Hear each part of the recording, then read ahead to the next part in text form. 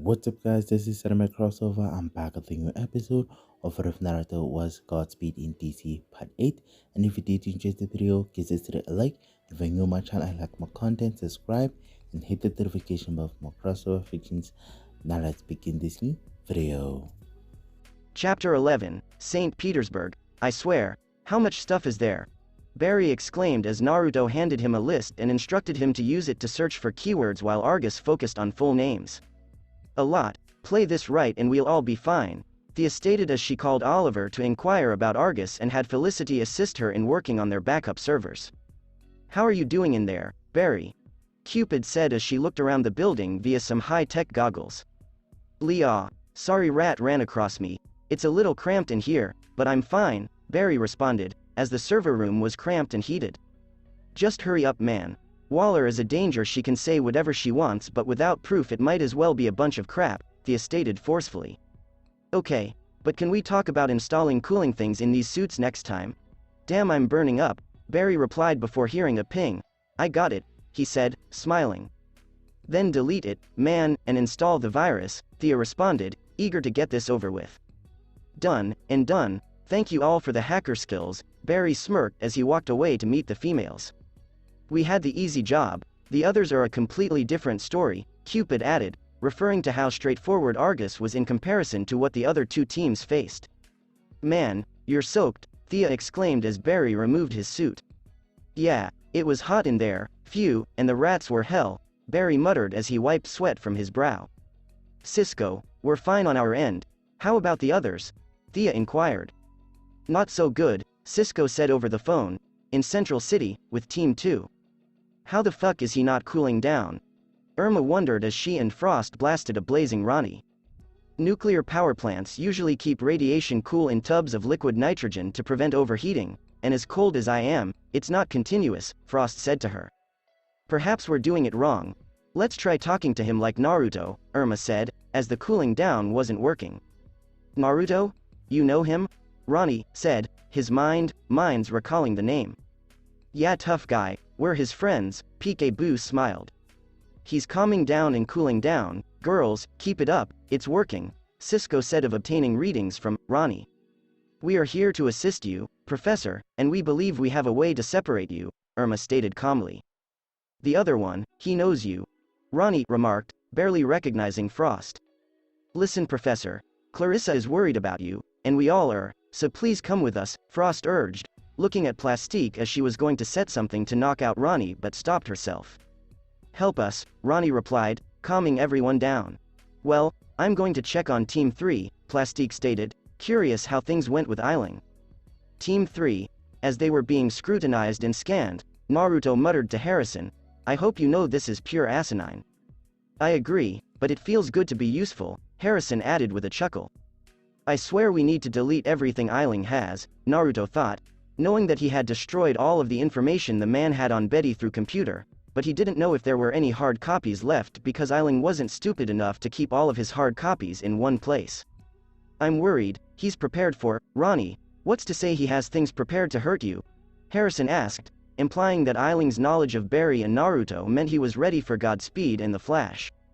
Eiling sees me as too valuable to kill, Naruto explained, adding that Eiling would try to blackmail him in some way.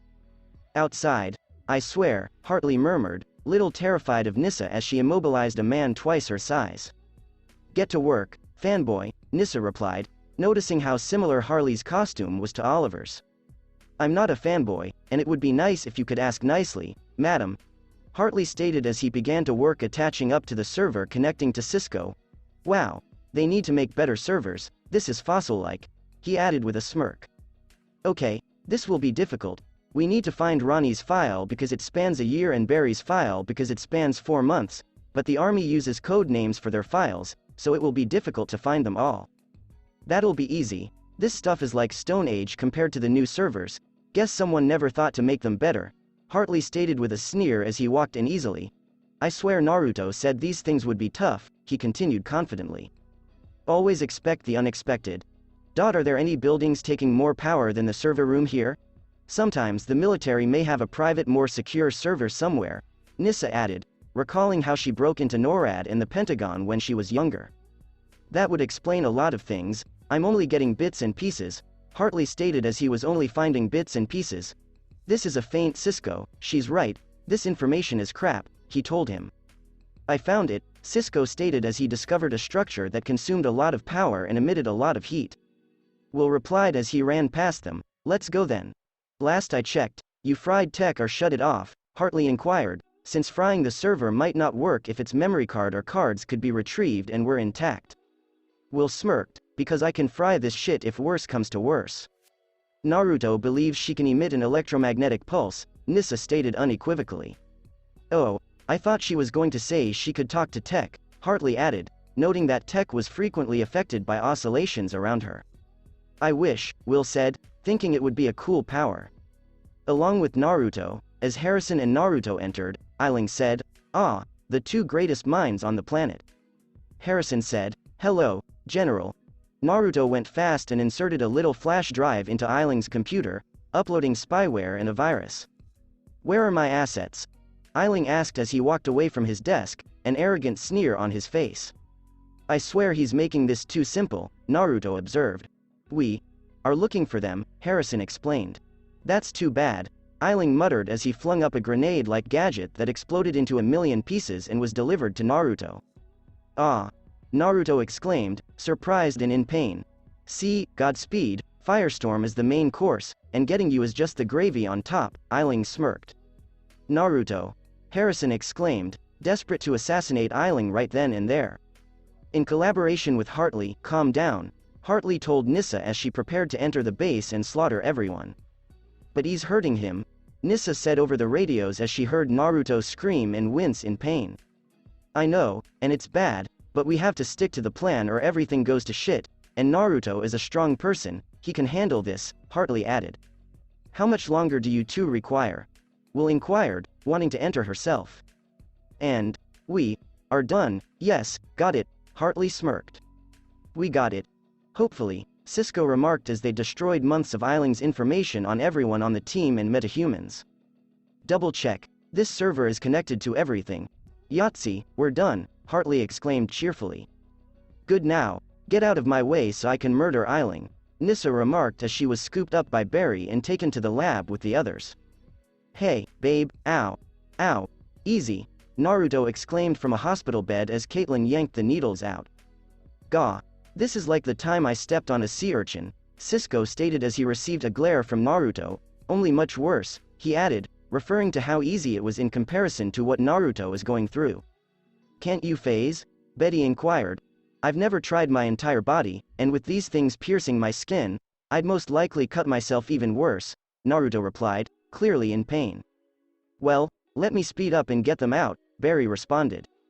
"Oh no, you don't, this requires a doctor's precision, you try and they may get worse," Caitlin replied, referring to the requirement for a careful touch. "We did our jobs the best we could, but there's one minor problem. We don't know if he had any hard files," Naruto stated as he prepared to tear the army base apart, but Eiling immobilized him with the needles before he could. "You mean these files?"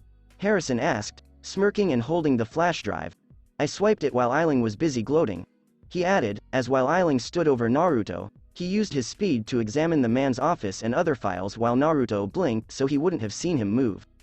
"Never doubt the man in the chair," Naruto murmured, and Harrison returned his smile. "After a few hours, you're still here?" Naruto asked as he walked to the bathroom after Caitlin suggested he stay the night to rest. "Yes, I work when I'm worried," Harrison remarked as he inserted bits from his Tachyon device into the splicer. "I'd like to ask you a question while you're here," Naruto remarked, drawing his attention to himself. "What exactly is it?" "I want to reopen STAR Labs," Naruto remarked, much to his surprise. "What brought this up, Naruto?" Harrison inquired, noting that STAR Labs had been paid for nearly decades. "The work we do here is fantastic, and I know we can do even more," Naruto replied, as though this place meant something to him. "The same could be said for your company, the things you and your family make are like things of the future," Harrison added, noting that many of Whirlpool's technologies already existed in the future. "Yeah, but this is where I started and where I met all of you," Naruto replied, as he smiled at the sight of this site. "Are you asking me to give you STAR Labs?" Harrison inquired. "No, I want to reopen it," Naruto stated after paying the fines and removing the barriers because the site was now considered safe. Naruto STAR Labs is still a company that can do good, which I know you and everyone else here can do, Harrison was saying as Naruto interrupted him with a bright smile. I believe in you, Harrison, just as I believe in this team, Naruto stated firmly. What else do you need to get things ready? Harrison inquired, as Naruto had already rebuilt the entire building, and the health inspector had come and given them an A for the building's structure, and Naruto had also taken on the job of janitor, keeping the place clean after the previous janitor had stolen from them. Just the okay on when we can reopen, Naruto responded, as he had been working on this for quite some time. Okay, we'll talk about it with the others, but what are we going to do about it when we reopen? Harrison asked, pointing to his and Barry's suits on the mannequins. Naruto took out a remote and clicked a switch, making the space look like a brick wall, hologram combined with a force field. He explained that with so many people discovering this facility and being imprisoned, it would have been a smart idea to disguise the suits. Harrison replied proudly, I swear you never cease to amaze me. Hey, it's what I do, Naruto said as he went away to check on his animals. Harrison sat in his chair for a bit before pulling out his phone and saying, Hello, yes, it's me. I need to change something in that item I gave you. Also, I need you to have something done for me. The following day, as he watched Caitlyn take Ronnie's vitals, Naruto exclaimed, God. Hello, old friend, Ronnie said. Stein? Naruto inquired, feeling compelled to do so in this situation. Mostly, Stein responded with a smile. I've seen your scans, your cells are trying to break apart forcibly because you and Ronnie were merged in such a way that your minds are panicking from the invasion of the other, Naruto remarked as he displayed an image of a freshly acquired cell. Is there a way to unmerge without dying or causing a meltdown? Stein inquired. A quantum splicer, but there's a catch, Naruto explained. If we use the splicer, we can safely separate you two, but the energy the two of you have may be divided as well, and since your cells are trying to stay together while trying to rip itself apart, it'll always desire to be whole like all matter. So I'd be separated, but there's a chance we could reunite again, Stein explained to him, following his logic. Yes, but you should know that because you two make up one being, you'll be linked to each other, Naruto explained, showing him a brain scan of his current mind. Stein told him, anything is better than being a walking nuclear bomb, Mr. Namikaze. Try to, Naruto remarked, implying that if the two were separated, they would accumulate energy and eventually detonate. You and Ronnie need to link up every so often, otherwise we have two nukes instead of one, he added, implying that this would be strange for them both. Stein implored him, of course, Naruto, but please just get us back to normal. I'll do my best, Naruto stated gravely. Later. What are our chances now? Naruto inquired of Hartley and Cisco as they all worked on the splicer and projected what might happen. So far, we have a 75% chance of him going critical, Hartley stated, referring to the defective splicer. We need to hurry, with the way his temperature is rising, he could have at least another day, if not hours, before exploding, Naruto stated, as he could get them out of the city and away from the detonation in moments if they reached that stage. What if we're looking at this wrong? What if we fix them instead of the splicer? Cisco asked, drawing their attention. What? Hartley inquired. Think about it, their cells are in flux, but what if we calm both hosts down, making their cells less erratic, instead of them both panicking? Cisco stated as both men were terrified and scarred. How would we do that? Bombard their cells with what? Hartley wondered, not sure where he was going with this. I'm not talking about science, I'm talking about people they care about, Cisco explained to Naruto. Cisco, what exactly are you saying? That we talk to them to unfuse? Naruto inquired. No, but if we can calm them down, the splicer may work better with their cells in a less violent state, Cisco speculated. And how exactly are we supposed to keep them calm for that long? Hartley asked, as he were visibly frightened and internally terrified. I have an idea, Naruto remarked as he picked up Clarissa and drove her there to monitor their cells. He took out a little needle with a nanite to monitor cells. Martin? Clarissa asked, looking at the man in front of her and wondering if her husband was still inside and could hear her. Clarissa, Stein murmured, tears streaming down Ronnie's cheeks. Fuck me, it's working, Hartley exclaimed as the cells remained irregular but calmer. Clarissa inquired, Martin, if that's you, what's my favorite color? You couldn't make up your mind, so you always chose stripes, Stein stated confidently.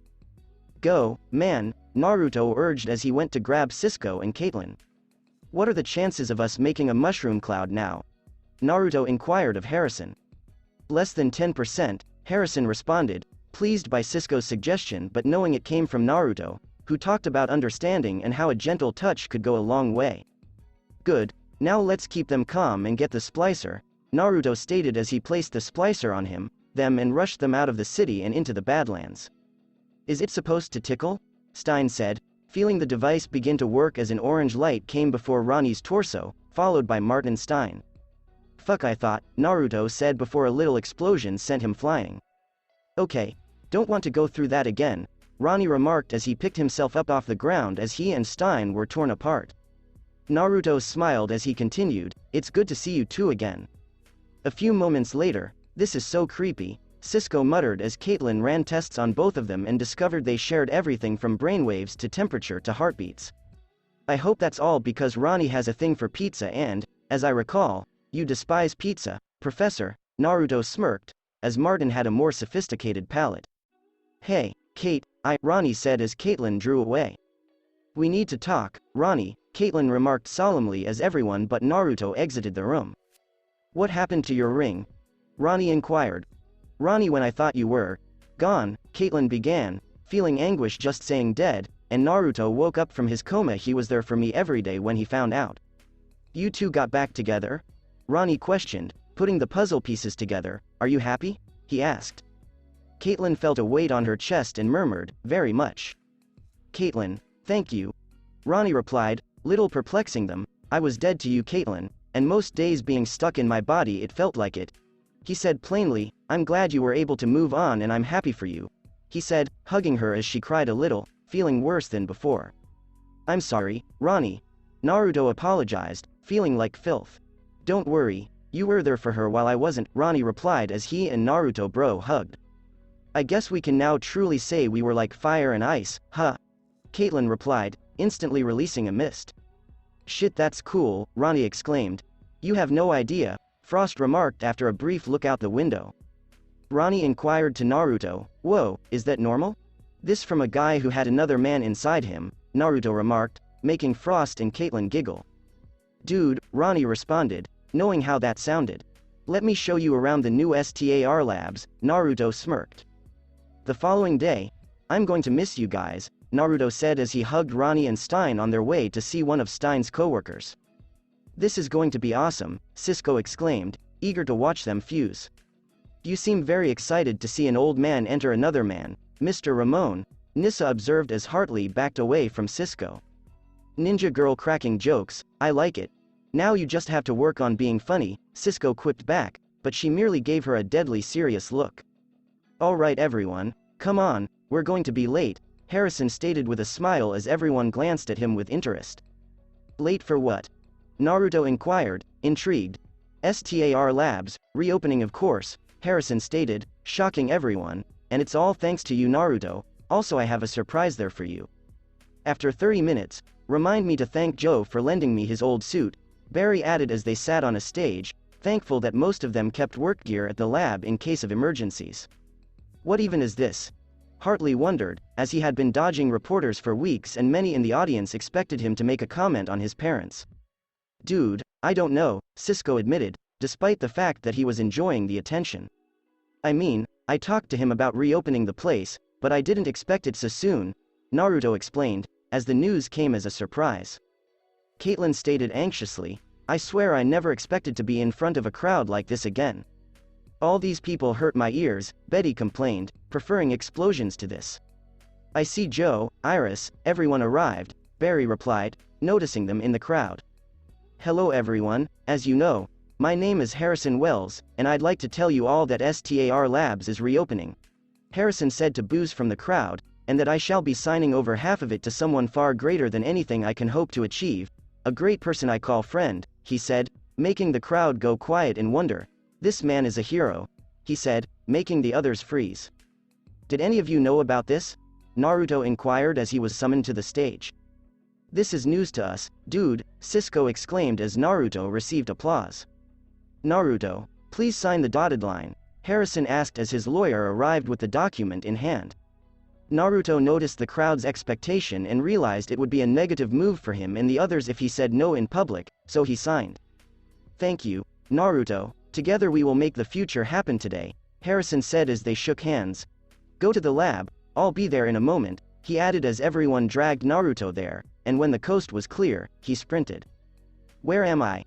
Eiling inquired as he was dragged from his base and transported to the sewers. "Hello Wade," Thon remarked as he removed his mask. "Harrison, you're one of them, a metahuman," Eiling exclaimed. "Yes, and I protect my own, particularly those who are important to me," Harrison added as they both heard heavy booming footfall. "General," Eiling was astonished to hear a deep yet gruff voice. "That voice, it's in my head," Eiling explained, hearing inside his skull. "That is an old friend of ours," Harrison added as poetic justice was served. "Eiling injured father," murmured the voice in Eiling's brain once more. "Dear God," Eiling cried out in terror. "Not God. Grodd," said the voice as a massive bipedal gorilla strode out. "Have fun," Harrison murmured slyly. "Work with Grodd so Grodd can see father again," Grodd told Wells. "Do as I say, and I will reunite you with Naruto," Harrison stated to him as Grodd had broken into STAR Labs a year earlier to see Naruto and Caitlyn, and he told Grodd he'd do everything to save him as long as he did what he said, then departed to join the celebration. STAR Labs to follow. "Dude, you're our boss now, that's so dope," Cisco exclaimed. "Even I have to agree with him on that," Hartley replied, smiling. "Dude," Irma muttered as she and Carrie entered the house, both fatigued. "It's insane outside," Carrie exclaimed as they fought off the reporters. "How valuable is this place now?" Cisco inquired, noting that many people had invested in obtaining Naruto's assistance. "Probably a lot, and considering it's Naruto, does this mean the lab and whirlpool will merge?" Caitlyn wondering if her mother would come by more often. "No, you need a majority vote, and I think we'd like to remain incognito while keeping this place running," Naruto smiled. "I'm back," Barry announced as he dashed out the door to buy more champagne. Will smiled as he questioned Naruto, "Linda calling?" "Yeah," Naruto responded as he left the lab in his Godspeed suit, and as he left the lab in his Godspeed suit, he felt something unusual and went to investigate, and when he arrived, he spotted Barry. "Dude, you good? Why are you here and not at the party?" he said. Who are you?" Barry inquired, surprised to see him. "Barry, it's me." Naruto replied curiously to him, then saw something. He had a white insignia instead of the red. "Cisco give you an upgrade?" he asked, then sensed something was wrong. "What's my name?" he asked, willing to accept Naruto or Godspeed as an answer. "Buddy, I've never met you, but you might have heard of me. I'm the Flash," Barry remarked, only to get punched in the face. "Okay, who or what are you?" Naruto inquired, feeling the speed force within him. "Dude, what the hell? What did I do?"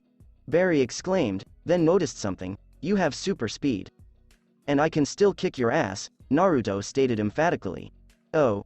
See, I was working on my speed, and I tripped when something came at me, and I landed here, and I think I'm on the wrong Earth," Barry explained, believing he had traveled to another planet.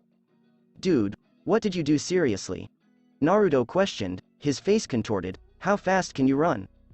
"About 1,500 miles per hour, Barry boasted. "How long have you been the Flash?" Naruto inquired. 2 years, Barry responded with a smile. "How fast are you and how long has it been since I was the Flash?" he inquired, as the man appeared to recognize him. "Half a year and around 1,150 miles per hour, Naruto remarked, as Barry's eyes opened in surprise. "Your counterpart is about a little less than 700 miles per hour, he added. "Damn, really? That's faster than when I started," Barry said, plainly envious. "Wait, can you help me up my speed?" he asked, recalling why he came here. "I've trained dude, clearly you're looking for an augment to boost it, but that's a bad idea, man," Naruto remarked, explaining that the only safe and fastest boost was using tachyons. "Why?" Barry inquired, wanting an advantage against Zoom. "My parents discovered a way to increase speed, a drug called velocity. It can speed you up but end up killing you. You're thinking of using tachyons," Naruto stated, seeing Barry's frantic need. "Damn," Barry exclaimed as he realized he still had to meet Dr. Wells, Thon. "Yo, Naruto, what did Linda?" Cisco remarked as he went in as Naruto was taking his time and spotted another Barry. "Dude, I thought you were downstairs," he inquired. Hello. My name is Barry Allen from another planet, Barry remarked with a smile. Cisco could only go one way. He passed out a few moments later. This is a new level of strange, Joe stated after seeing two of his sons. Yes, how do we know he's who he says he is? He could be a shapeshifter. Harrison expressed his desire to kill the man. Cisco admitted, dude, that would be so cool. The shapeshifter part or the other Earth? Betty inquired. Both actually, he proves the multiversal theory to be true, Cisco joked. Let's ask him some questions that only Barry Allen would know, Naruto suggested. Oh, let me go first, Barry said, thinking it would be amusing. Who was my first girlfriend? He questioned himself. With a sigh, the other Barry said, Becky Cooper. Okay, he's legit, Barry stated flatly. Well, I'd like a second opinion. Cisco, you go next, Naruto replied, determined that this was indeed Barry Allen and not an imitation. Okay, what movie did we watch? Cisco asked, frequently dragging his pals to movie evenings. Wrath of Khan like 5 times, dude, the other Barry simply stated. And what would I say at the end of every time? Cisco inquired. I have been and will always be your friend, the other Barry stated, which was correct. Alright, let me give it a shot. If he gets this, we'll know it's him, Joe replied, stepping forward. Who is the love of your life? He said. Iris West, the other Barry remarked, making him blush. Joe utilized his investigative abilities to inspect him in the eyes for signs of deception. Yeah, that's him, he confirmed. I can't believe it, Hartley is on the team, Betty is still alive, and what is Thea doing here and why do you have powers? The other Barry questioned, looking them in the eyes. I may have peeked at the computers, he admitted as he looked for any method to speed up. What brings you to Earth 1.5 from your Earth 1? Naruto inquired, receiving puzzled stares. 1.5 because I say our universe is better and cooler than his, he said, receiving several nods. I'm dead? Betty inquired, puzzled as to how she died. Eiling shot you, another Barry lamented. What about Ronnie and Stein, have you gotten them back home? Caitlin worriedly inquired. Barry stopped, unsure of what to say and what not to say because he assumed time travel regulations were in effect. Back to Naruto's question. Why are you here? Harrison said, knowing that he needed to get him out of here as evidenced by the glare he gave him as their gazes collided. I'm trying to get faster so I can face an evil speedster from Earth 2 named Zoom, Barry explained, berating himself for saying so. How fast is he? Naruto inquired. About 4 times my speed, Barry stated as Cisco measured him at 6,000 miles per hour.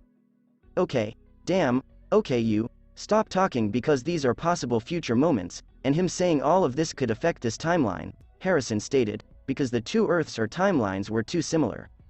Yeah, Dr. Wells is right, clearly you're ahead of us so no more spoilers dude, Naruto remarked, as he understood they lived in separate worlds yet shared a time frame. Is Oliver here for some reason? Another Barry inquired, noticing Thea and Oliver's rogue. I live here, Naruto bought jitters, and I'm working on it, Thea explained as Naruto handed her jitters. You bought jitters? Another Barry inquired, not knowing who Naruto was. Shauna exclaimed as she teleported in, hey guys. She's here as well? Replied another Barry, shocked. What did I just teleport into? Shauna inquired, her gaze drawn to the 2 Barrys. Meet my Earth 1 counterpart, Barry remarked. Why isn't she in the pipeline? Another Barry inquired. She's in the pipeline? Caitlin inquired, surprised.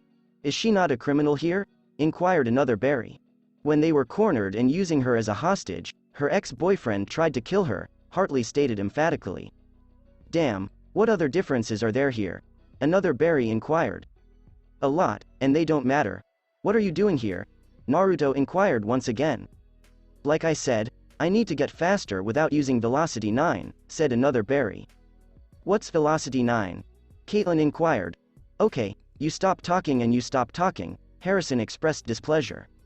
Yeah Kate, spoilers, remember? Naruto joked as she smacked his arm and kissed his cheek. Are you and him together? Another Barry said, finding Caitlin's affectionate behavior strange. Alright, we'll help you with your speed problem as long as you stop talking, potential timeline problems remember. Knowing too much about the future can change the future, Harrison said, his annoyance growing as he guessed if Barry had been returning in time to see him it was because he wasn't there. Gah!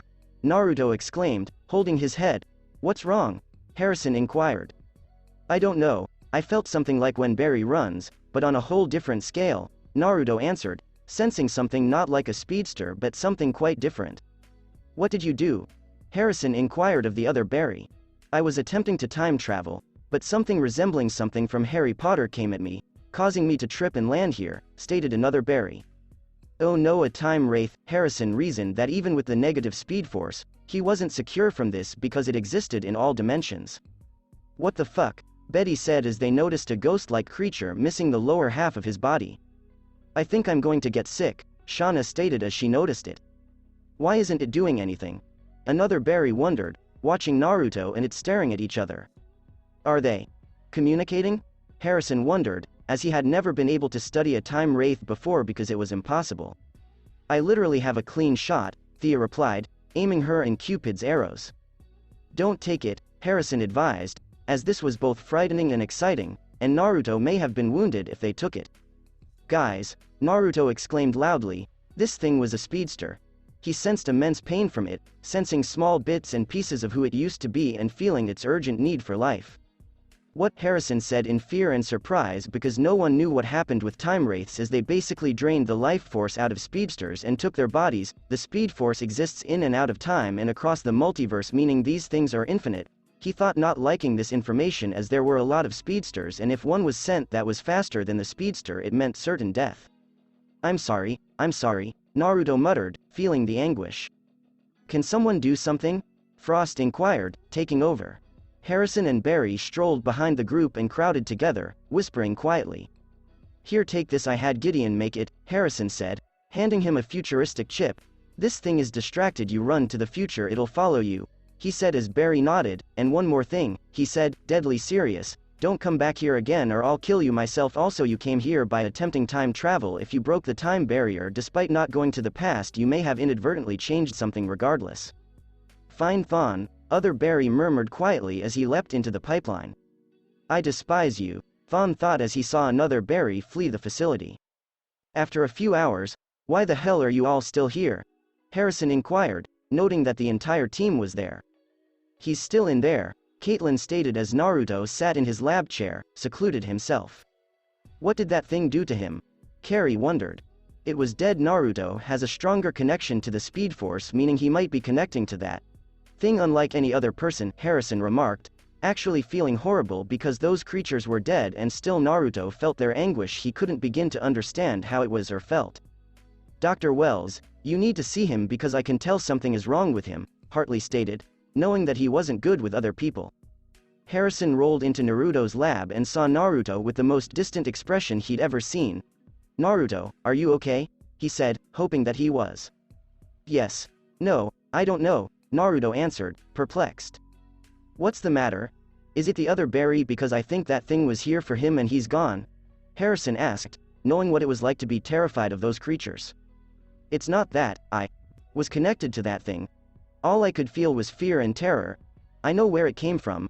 I've been there, Naruto remarked as he felt the speed power in it. Yes, this speed force. It's hard to believe something like that could come from something that gave you your speed, isn't it? Harrison asked, still unable to believe something so pure could contain anything so heinous. Exactly, I was there in my coma, training. When I was there, it felt like heaven, it felt good. But that was not good. Now I see why the Speed Force told me about its rules. It's not just that. I've been thinking about what he said to me, Naruto remarked, perplexed. Who said what to you? Harrison inquired. Eobird. When he told me about when I was whammied by Rainbow Raider. I was connected to something else, something darker. The negative Speed Force, Naruto explained, still astonished by the Speed Force's presence. Negative Speed Force? Remarked Harrison, surprised. Yes, the source of Eobard's powers, Naruto stated, causing Harrison to freeze. That place is so dark, I could feel all the anger and rage emanating from there, he said. And it scared you because you thought you'd become like him by being connected to this negative counterpart, is that what you're saying? Harrison inquired. Yes, but that's not all. The Speed Force told me I have this small connection to it, as you mentioned, but there are other forces I'm connected to, Naruto surprised him. Other forces? Harrison inquired, having heard reports of something traveling through the time stream and the multiverse.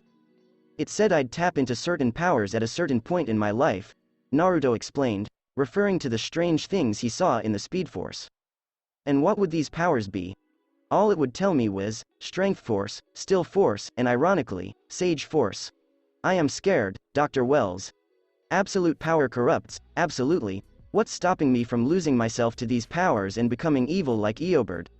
Naruto asked, recalling what Leonard had said to him and how it had stuck with him very hard right now. Simple, your friends. No matter what, the Naruto Namikaze I know will always look to his friends no matter what. No powers, no forces, can take that from you. You are Naruto Namikaze, and Naruto Namikaze can stop anything that gets in his way. That's the friend I believe in. Now do you believe in yourself? He asked him in a firm tone. Yes, Naruto answered, feeling a little better. Oh, Dr. Wells, about that evil comment, I take it back. Eobird isn't evil, he's just hurt, and maybe I can help relieve his pain. He smiled as he departed. Harrison watched him and everyone else leave the labs, thinking, it won't be as easy as you think. He then went to his time vault and said, Gideon, look up references to the Still Force, Strength Force, and Sage Force. One reference to the Still Force written by my creator, Gideon stated calmly. For once, Barry Allen pays off, Harrison sighed. Actually, that appears to be changing, Gideon observed. What do you mean? Harrison inquired, noting that, while he enjoyed the game, it could be quite serious at times. It appears that with Naruto's intelligence, he would eventually become my creator rather than Barry Allen, Gideon simply stated. See, that's not surprising. I've always wondered how Barry Allen was able to create you with his mediocre intelligence, Harrison explained, noting that something as intelligent as Gideon being created by Barry Allen always baffled him. I have now discovered articles that can help you with each force, Gideon remarked as 3 articles on Sage, Strength, and Still Forces appeared. It appears that the Still Force is the opposite of the Speed Force, allowing it to drain it from others, she explained as she displayed an image.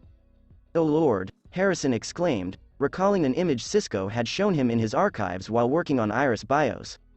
Now, according to this one, the Sage Force works with intelligence, increasing it through its conduits, and bestowing abilities such as telepathy and telekinesis on them, Gideon explained after reading an article about the Sage Force Naruto authored in a secret notebook. Why the hell didn't I try tapping into these before? Harrison wondered, knowing that Barry would have died a long time ago. Perhaps so you'd still be alive. Now the Strength Force is related to gravity and forces of motion, Gideon said to him. I swear, Naruto, what secrets did you uncover there? Gideon, can you explain this? Harrison inquired of Gideon. Please accept my apologies, but these articles contain no information on how others can access them, Gideon said. That's Naruto for you, telling you about them but not how to get to them, Harrison stated triumphantly, as Naruto was known for making things difficult. With Naruto the following day, I don't even know where to begin with STAR Labs, Naruto stated as they sipped coffee at Jitters. Well, how about an interview? Linda said as she sipped her coffee. Linda, are you okay? Something seems off with you lately, Naruto inquired as she seemed to shine. Linda exclaimed cheerfully, I'm fine, she had been feeling fantastic. Alright, I won't pry, but when you're ready to tell me, I'll be here, Naruto stated, smiling. Alright, thank you, Linda replied with a slight giggle. What do you intend to do with STAR Labs? She inquired as she switched on her tape recorder. Make it great again. Let Dr. Wells' dream come true, Naruto replied, smiling at her. Does this include turning the accelerator back on? Linda inquired, as this was a necessary inquiry. Hopefully, the accelerator will have been repaired by then and can be tested in a safer environment, Naruto replied, knowing that it would be a while before people forgot about the accelerator event. Do you intend to continue in your fields of medicine, robotics, and animal care?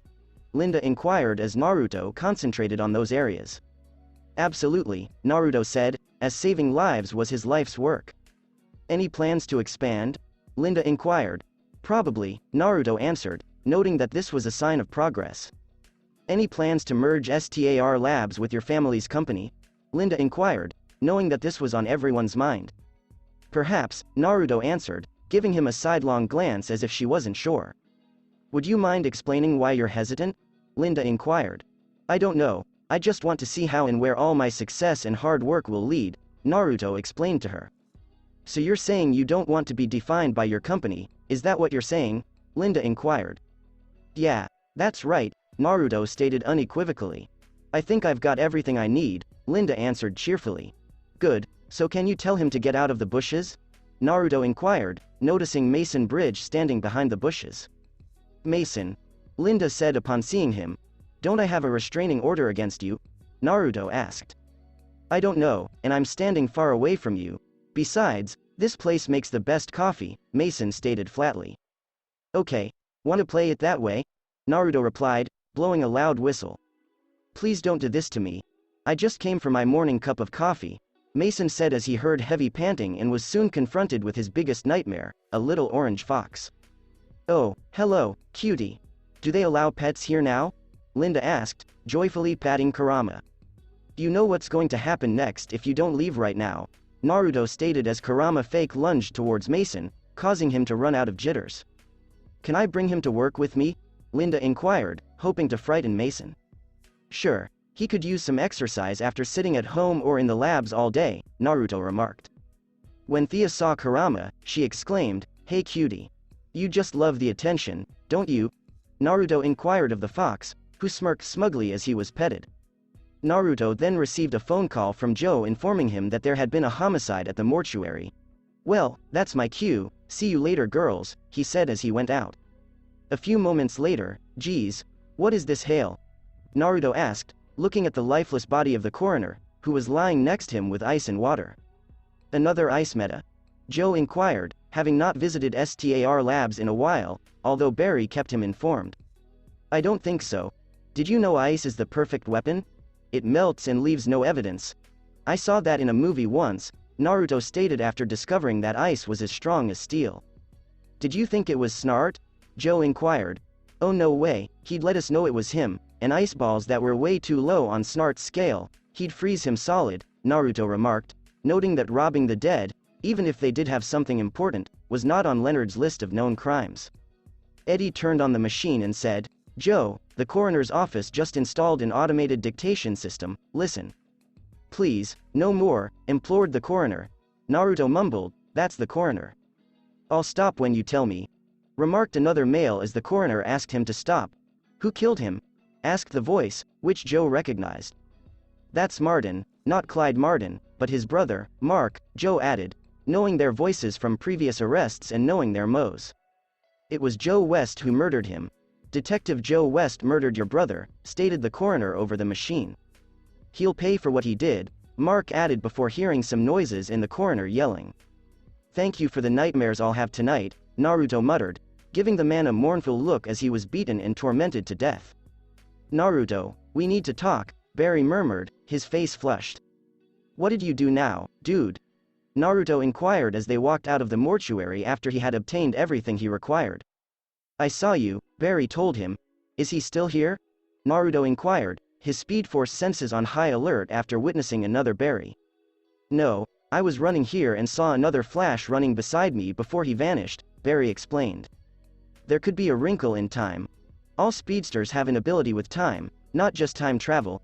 It happens when we're in an emotional state and we go back in time at a certain time, which could be from a day to an hour, Naruto stated as the Speed Force detailed this to him in detail. But I thought you said time travel was a no-no, and that's why that thing came after the other me, Barry remarked. It is, but this is low-level stuff, Naruto responded, referring to the loophole. So, you're saying I could have seen myself going or returning to that point. Speed Force stuff is so confusing, Barry explained. It is, but there are loopholes. The Speed Force is a living thing, but even it is subject to certain laws and must enforce its rules. We can simply bend them at certain times and in certain ways, Naruto explained. So, if I go back in time and save the city, and I arrive at the exact moment I left, is this one of these loopholes? Barry inquired. Yes and no, it will be a loophole, but things will still change. Barry nature requires balance for everything to stop a bad thing, something worse takes its place, and when traveling to the past something will always change. Okay, can we just skip this and get to STAR labs? This is giving me a headache trying to understand, Barry asked, realizing that time travel was becoming too difficult. I know, but think of it this way, Barry. If you go back in time and save your mother, you'd never become the Flash, you wouldn't have gone to live with Joe, and there's so many things that could have changed, but the main thing is if you try changing things again, Naruto said, explaining that the thing about life is that we all make our own choices. So you're saying I should accept what I can't fix and change what I can? Barry inquired. No, but you've been given an opportunity. Don't abuse it or lose sight of what you truly have, Barry, Naruto warned him. So if my father dies, I should just accept it? Barry wondered, anxious about his father every day after he'd been stabbed. We all suffer loss, but all I'm saying is that changing the past is worth losing everything you've gained. Okay, but can you promise me something? Barry inquired. Sure, what? Naruto inquired. If I try to change the timeline, promise me you'll be there to stop me. I love everything about it, and I love having you as a mentor. I don't want that to change. I don't want anything to change, Barry stated. That'll be difficult, Barry, because time travel speedsters can sense it, but stopping changes is like trying to stop earthquakes. They can be reduced but still happen and cause damage. Just promise me, because I don't want those Dementor things coming after me, Barry stated, visibly shaken by the time wraith they encountered. Trust me, I won't let them touch you, Naruto murmured, giving him a kind nudge. I hope, he added, not wanting to know what would happen if he saw one. STAR Labs, have you ever noticed that when brothers get powers, it's usually the same one, but one is stronger than the others? Cisco inquired, citing a common occurrence in comic books. It's because of the much more developed cells, usually because the sibling could possibly take on more power because they're older, Naruto explained, citing the standard explanation.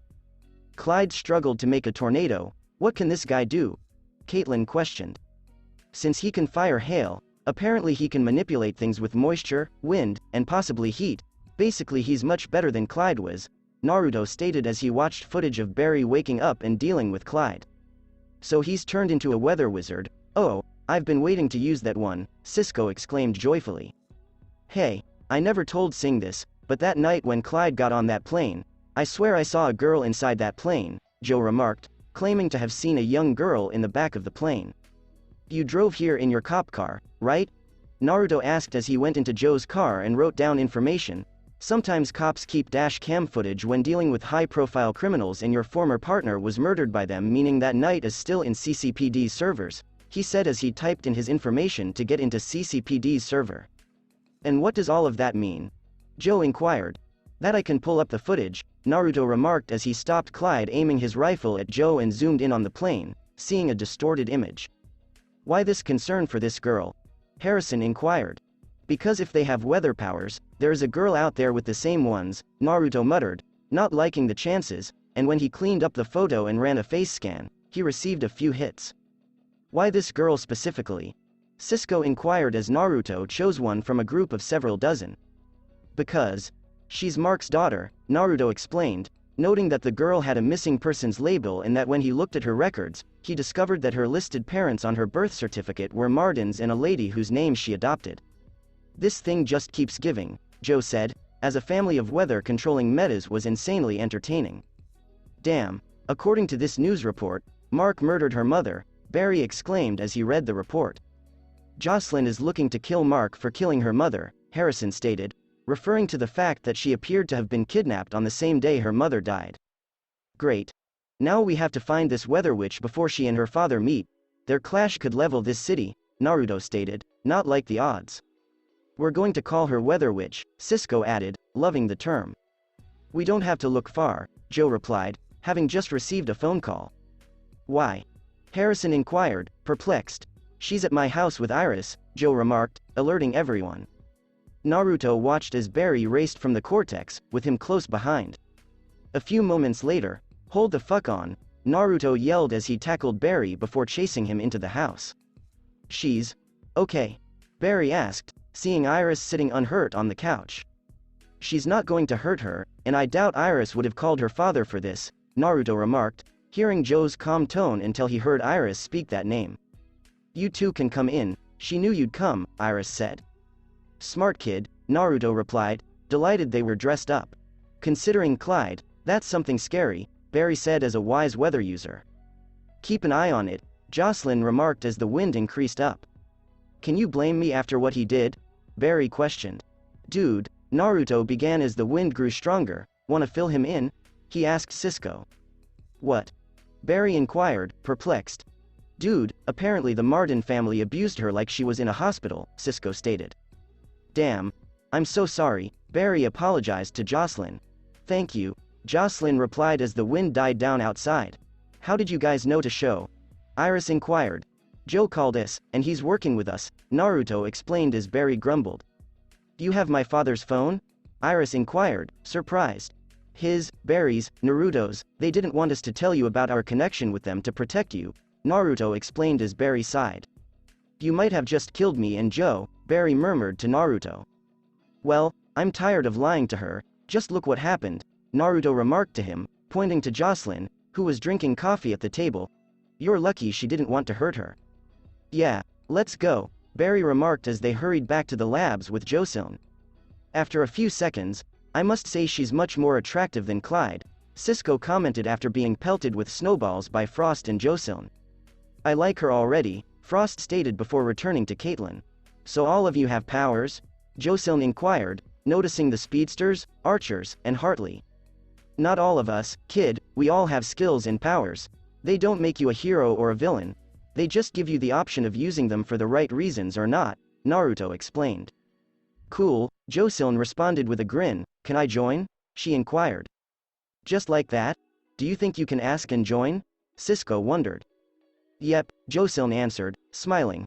Can't kill your father, Naruto responded, despite the fact that it was legally lawful to kill Martin because he had committed numerous murders and even had a bounty on his head. And why not? All the people he's murdered, including my own mother. You people are supposed to be heroes, bringing justice, and you can't kill? Jocelyn questioned. Yeah, we're heroes, not Avengers, Naruto remarked, refusing to follow in Sasuke's footsteps. That would be a dope-ass team name, Cisco exclaimed after being slapped by Caitlin. Listen, you're no better than him if you kill him, Naruto replied as thunder rumbled. And how would you know? Jocelyn asked. Sometimes you just need to put the animal down. I killed someone, Naruto stated solemnly. Dude, Roz and Martin are two entirely different people, Cisco stated. No, let me finish. I killed a man who was a psychotic murdering terrorist. I killed him and it'll be forever with me because let me tell you something, you might think killing him will make you feel better and you can claim whatever reason you want to feel better, but in the end he took more from you as you're giving into him just by hating him, Naruto said, deadly serious. So you're saying we should always let monsters like Gotham's Joker live? You people fight them every day, and why is that? Is it because you can't be a hero without someone to fight? Jocelyn asked. I'll gladly hang up the spandex if people are safe and the world is at peace, Naruto remarked neutrally. But it'll never be safe. You all hold onto a moral code while they never do. It's an endless war that nobody ever wins. It's like you live long enough as the hero until you see yourself become what you fought against. Every moment that man breathes is a slap in my face, but you don't care. All you care about is having someone to fight against so you can be seen as the hero, Jocelyn said. I chose to be a hero to protect people rather than for glory, Naruto stated calmly. Heroes. Sorry, but there are no such things as heroes. There are just people who will never have the guts to do what's needed because no one ever will. I stopped believing in heroes the day my family kidnapped, tortured, and murdered my mother, Jocelyn stated as she walked away. Aren't we going to stop her? Barry inquired. And what gets struck by lightning twice, dude? Unless you're blind, the weather is tied to her emotions, Naruto replied, hearing the thunderclaps. Are we really going to give up on helping her that easily? Caitlin inquired. No, we're going to follow Joe because she went to Joe because she knows her father is after him, Harrison remarked earlier as he made Joe leave. Dr. Wells is correct. All she's ever felt is fear and pain. It's time to remind her that there are heroes, Frost replied, knowing what that was like because her father was the same as Martin's. Yes, because no matter how far we fall into the darkness, all it takes is one person to light their way out, Naruto remarked, not knowing how many individuals prevented him from slipping into the darkness. Even if the darkness is too much to bear? Harrison asked, clearly expecting an answer. We let that person know our hands are always reaching out to them, there to pull them out of the darkness and back into the light, Naruto stated, knowing he would have fallen into that place if people in his life hadn't helped him. If only everyone had a friend like you, Harrison murmured, as Naruto was insanely pure. Alright, I say we find our weather wizard first, then go after our witch, Cisco suggested. He's after Joe, shouldn't be that hard, Barry, you wanna, Naruto said as Barry took off. What exactly is your plan, to use Joe as bait? Harrison inquired. Can't be bait if we know he's the target and Martin will look into everything, Possibly even walking into the police station to kill him, Naruto explained. Then what do you want us to do? Hide in the station with Irma and wait for him? Carrie inquired as Naruto handed her a pair of small throwable arrows. Get Will, we have a wizard to catch. Cisco, make something that can shut him down. Naruto remarked as the weather became unbearably hot. Are you sure you want to join in? You've been acting a little strange lately, dude, Cisco questioned, concerned when Naruto came face to face with that creature. I'm a good man as long as I have my friends with me, Naruto replied, always trying to see the bright side of things. After a few hours, Cisco proudly stated, I call it the wizard's wand. Okay, so Martin can't use it against us if he gets it, Naruto said, knowing that Martin's powers may have been enhanced and even more formidable if this wand could gather the source of his powers in one place. I'm not sure, I was a little rushed in making it, Cisco said, making everyone groan. Alright, let me look at it to make sure this doesn't bite us in the $1 if he gets it, Naruto stated as he took the wand from Cisco, half tempted to put a bomb in this, he muttered aloud. Are you sure? We want to stop him, not blow his hands off, Caitlin remarked. Kate, I was mostly joking, Naruto responded with a grin, mostly as she gave him a frost-like stare. Barry just got hit by lightning, Cisco stated as Barry called him. I'm impressed, Naruto replied, as it required a lot of concentration even for a speedster. Martin can shoot lightning, I swear, Caitlin said. Remember, weather powers, and from what I saw with Jocelyn, she may be more powerful than Mark and Clyde, Naruto explained. What happened to your older theory? Caitlin inquired. Her cells are a whole new situation because she's only half of Mark Martin, Naruto explained, noting that Clyde and Mark had comparable DNA.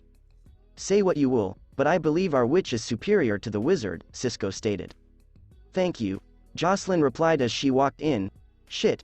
We really need to set up an alert for people walking in here, Cisco exclaimed, his chest clenched.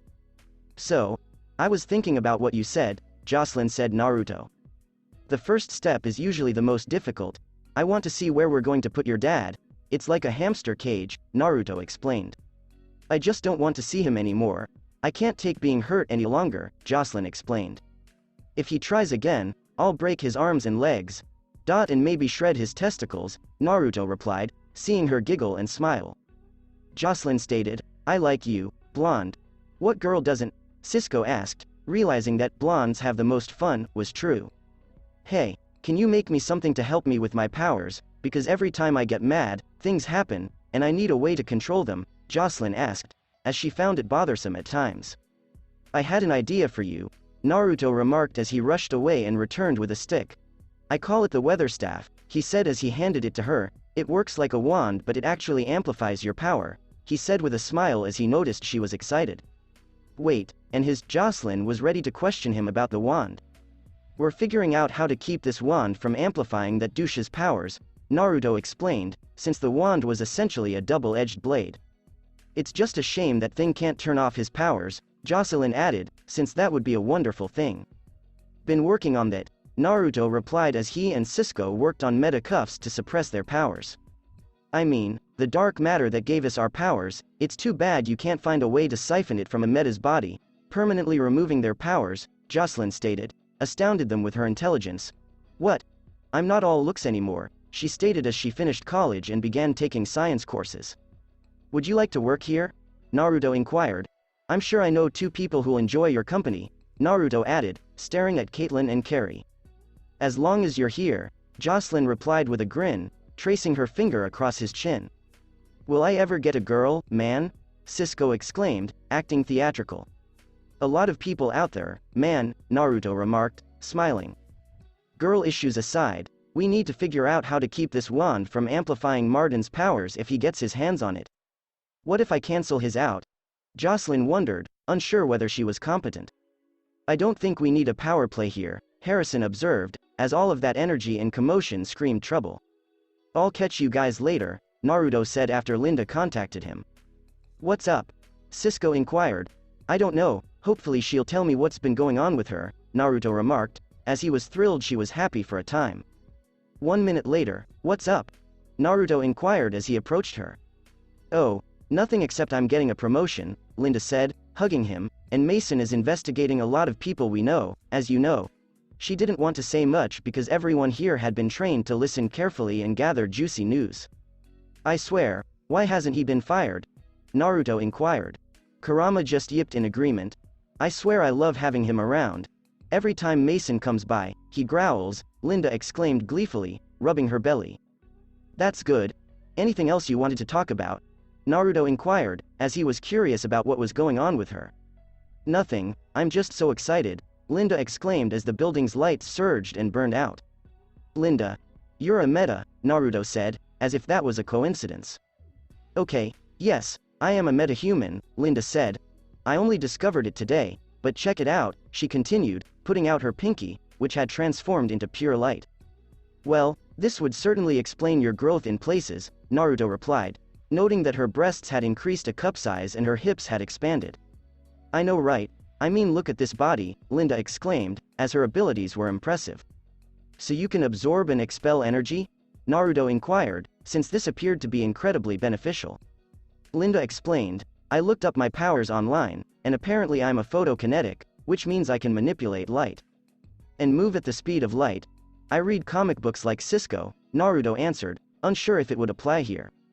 So you're a light speedster? Linda inquired. Yes, I believe.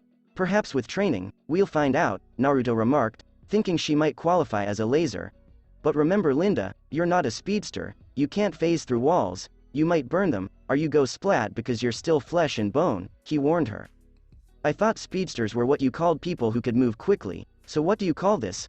Linda asked as she appeared from behind him at another table. That's light speed, speedsters like me and speedsters like you are two different things, Naruto said, referring to her ability to move faster than him. Remember, Linda, your powers are a little dangerous to use since light burns the brighter it gets and the stronger it is, he warned, wanting her to be aware of the risks. Yeah, I know, that's why I want you to train me. I was supposed to be a hero like you and the others, Linda exclaimed, as her job had become monotonous, and sports had become a source of boredom for her. Okay, we'll train you, Naruto said, smiling. Yes. Linda exclaimed with delight. Yes to what? Mason inquired as he entered. Kurama hissed at him as soon as he went in. Naruto told him, none of your business. What do you want, Mason? Linda inquired. I just wanted to ask Mr. Namikaze, Mason was saying before Naruto cut him off. A man who has a restraining order against you, Naruto explained. That says I can't be 10 feet around you, so I'm 14 feet away, and trust me, this isn't my first restraining order, Mason explained. Linda exclaimed, God, you are creepy. I swear I've got to stretch that shit, Naruto muttered. Mason continued, now I have some questions for you, Mr. Namikaze. How about you just shove the hell off? Said Naruto. Oh come on, what's the harm in answering a few questions? Mason inquired. I don't know how you make BS theories and manipulate people's words, Naruto snarled. I see you're upset that I'm looking into STAR labs and wells, aren't you? Mason inquired. No, I'm fed up with you stalking me and my friends, and I can have Iris do something we both know she'll do, Naruto stated. Yes, go to dear old daddy, Mason answered, knowing Iris' father was a cop, and he didn't want or need an opponent like that. What he wants is for you to back off and stop being a creep, Linda explained, pointing out that Mason was successful, but he had a larger legal team. Look, what is it going to take to get a story from you that isn't from your girlfriend? Mason inquired. If it's done by anyone other than you, Naruto said excitedly. I swear I need to record this, it's a total show, Linda added, as Kurama agreed. So you'd tell her everything about the labs? Tell her? Listen and listen well, you pompous douchebag, Naruto said, interrupting him. I'll talk to anyone but you. In fact, he said angrily, I do not trust you and I never will, so get out of here before I Kurama on you again. He said, standing on a chair, hello everyone, my name is Naruto Namikaze, and I'm gonna do an interview with Iris and Linda. Me? Iris inquired, shocked. Barry talks a lot about you, so that means I can trust you, Naruto replied, knowing that Iris need more than just being Barry's personal publicist. Right now? Iris inquired. If he hadn't gotten a call, Naruto would have answered. Later I gotta go, he said, sprinting by normal people's standards. But you promise you'll let me get an interview, right? Iris inquired. You bet. Naruto responded as he raced into an alley. What's up? He asked as he answered the phone. Sing's in the hospital, Barry remarked over the phone, explaining what had happened to Martin. Naruto rushed away, saying, "I'm on my way," the following day. "When are you going to reset, dude?" Naruto thought, wondering when Barry would return. "Oh, like I understand anything anymore," Barry exclaimed, his head spinning from all the time talk. "Every speedster has a reset to go back in time. It's our private escape lane," Naruto explained, noting that each speedster had their own spot to which they could return. "Was that so difficult to say yesterday when you were giving all that time travel talk?" Barry inquired, as their conversation the day before had been extremely puzzling. "You need to understand when you do it, dude," Naruto added, noting that time travel was always difficult. "Obviously, it's about Martin, but I got it when I was running to the morgue and saw that other flash," Barry explained. "I'm talking about when you actually do it," Naruto remarked, since those were maybe the most certain things in the multiverse.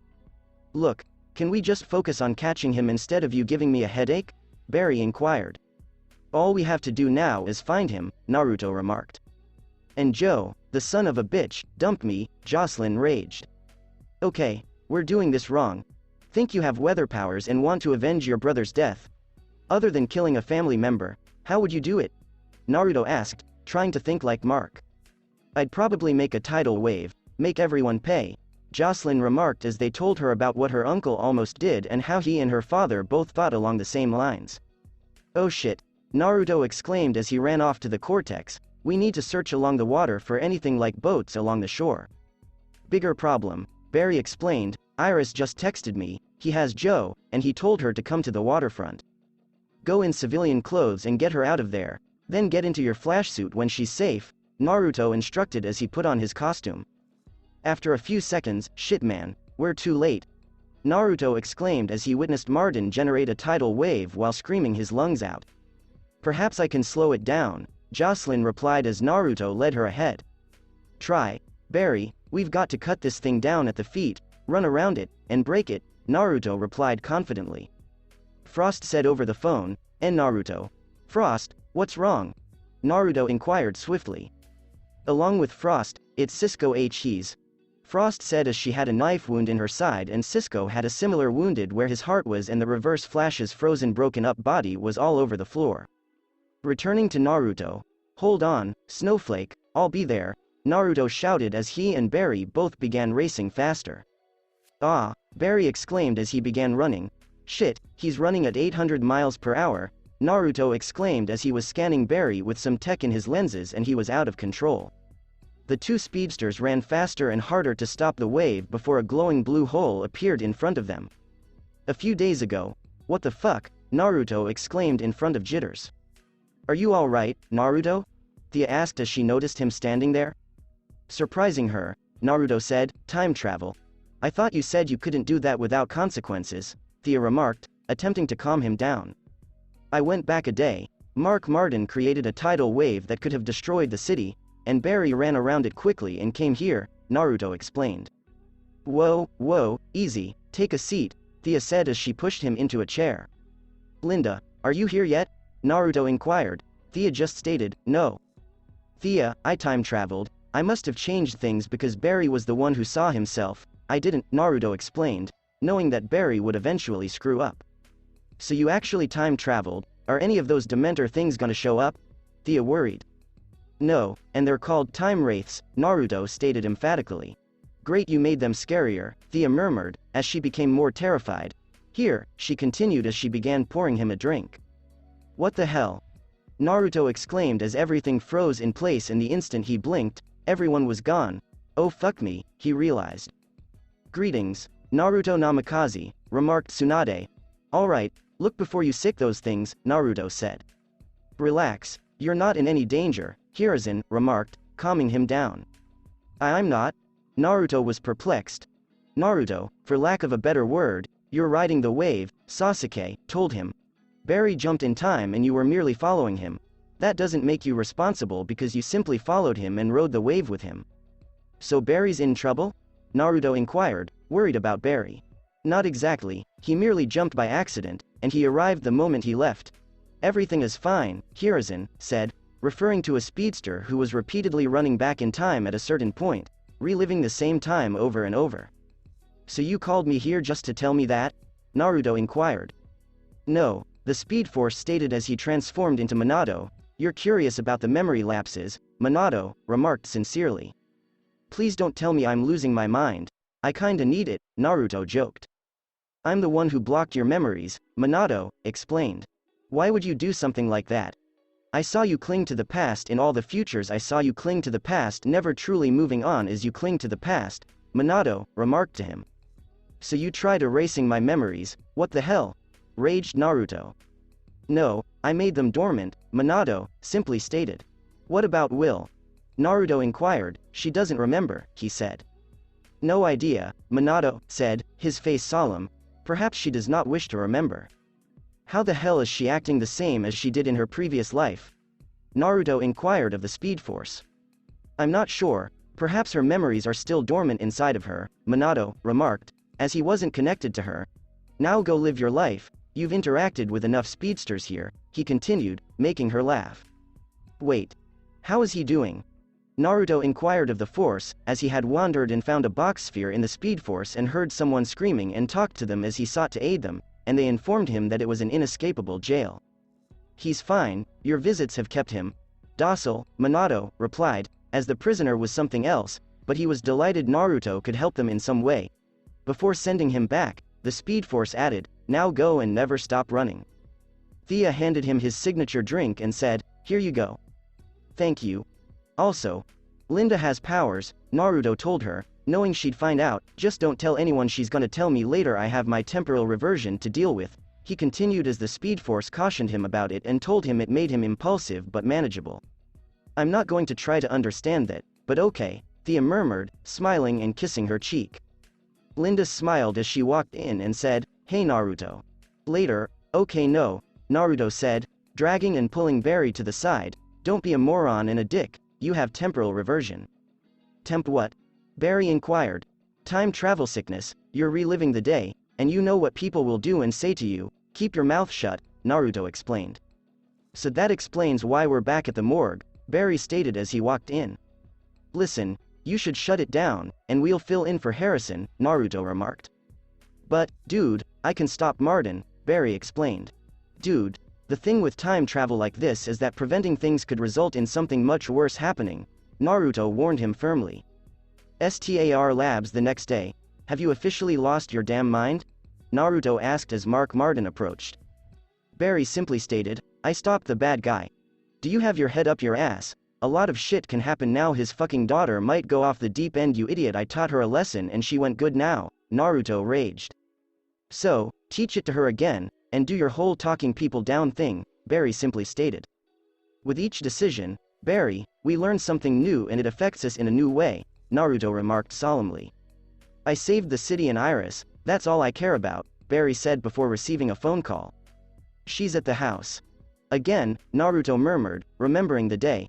Come on, he continued, grabbing Barry by the ear and pushing him along. After a few seconds, Jocelyn, your father is in prison, Barry remarked as they stepped in, and Naruto handed him back. Naruto firmly stated, you are officially the biggest idiot I know. How do you two know she was here? Iris inquired. Joe has been in contact with us, as have Barry and Naruto. He didn't want you to know for your own protection, Naruto explained the first time he told her. Yeah, let's go, Barry remarked as he sped away with Jocelyn. I swear, Naruto remarked as Barry dug bigger graves for them.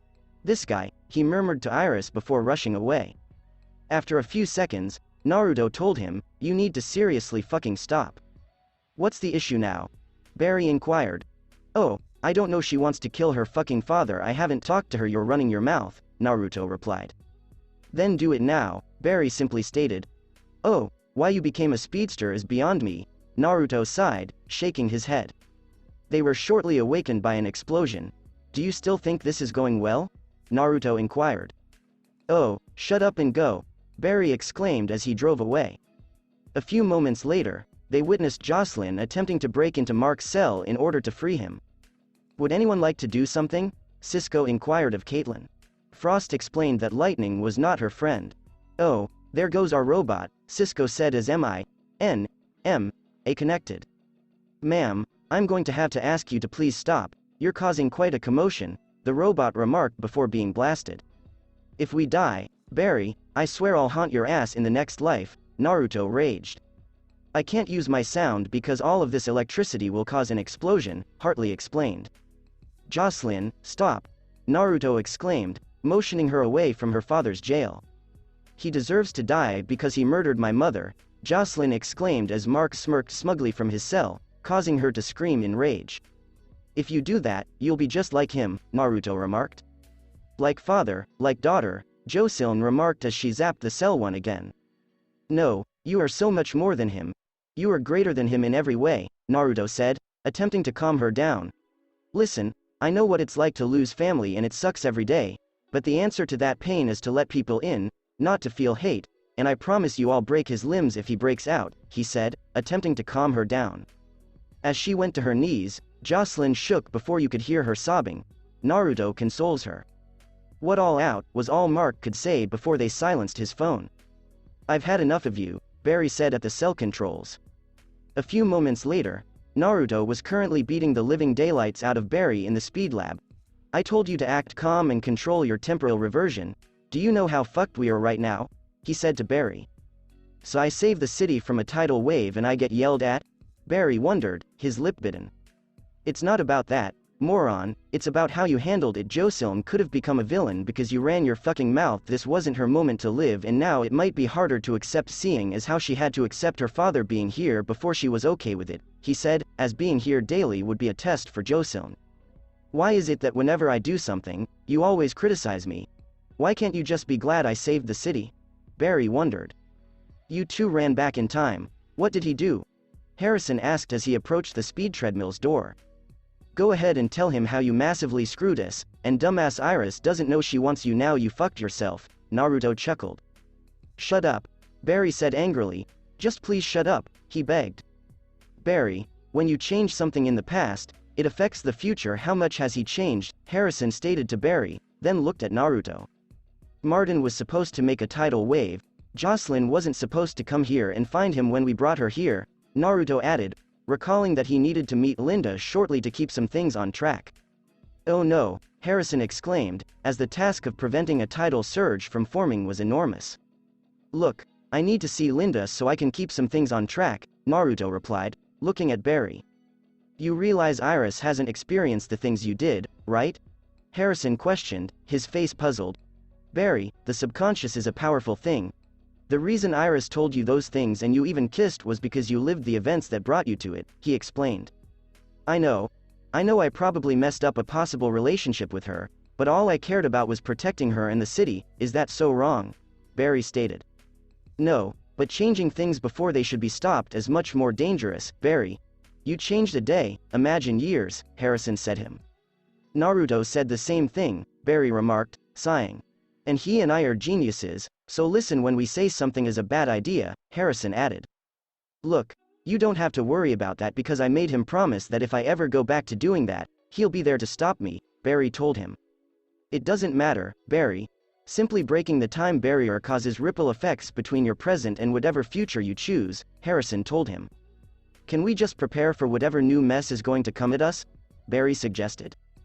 Don't really need to. Naruto sent me a detailed text on what he did and with you and it doesn't look like you changed much on your end, Harrison responded, implying that Barry had ruined his social life.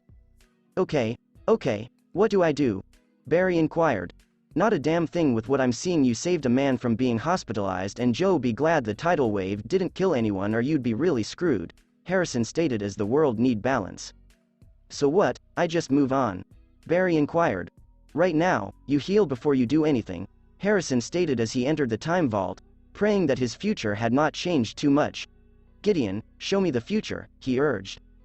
Certainly, Dr. Wells, Gideon replied as he showed him the identical articles. Thank God and thank you Naruto, Harrison murmured, relieved that Naruto was attempting to mitigate the damage. It appears that one change occurred, and Naruto has truly become my maker now, Gideon replied to him. Well, that's good, Harrison replied, as he enjoyed having Gideon but was perplexed and angry that Barry created her. Along with Naruto, so, when can we do the interview? Iris inquired after he had humiliated Mason. Later, I actually have a party to go to, Naruto stated, because Barry, Cisco and Caitlin were at his brother's party and he didn't know what to do from this point on because he was simply waiting an hour or two till after his time jump. Well, give me a call when you're ready to do the interview, Iris replied, but then she remembered something. You work with Godspeed and the Flash? She said, amazed. Fuck you, Barry. Naruto thought as Iris kept her lips shut in the previous timeline and now she was fangirling out. Yes, I work with them, he responded. Oh man, do you think you can get the team to do an interview? Iris inquired.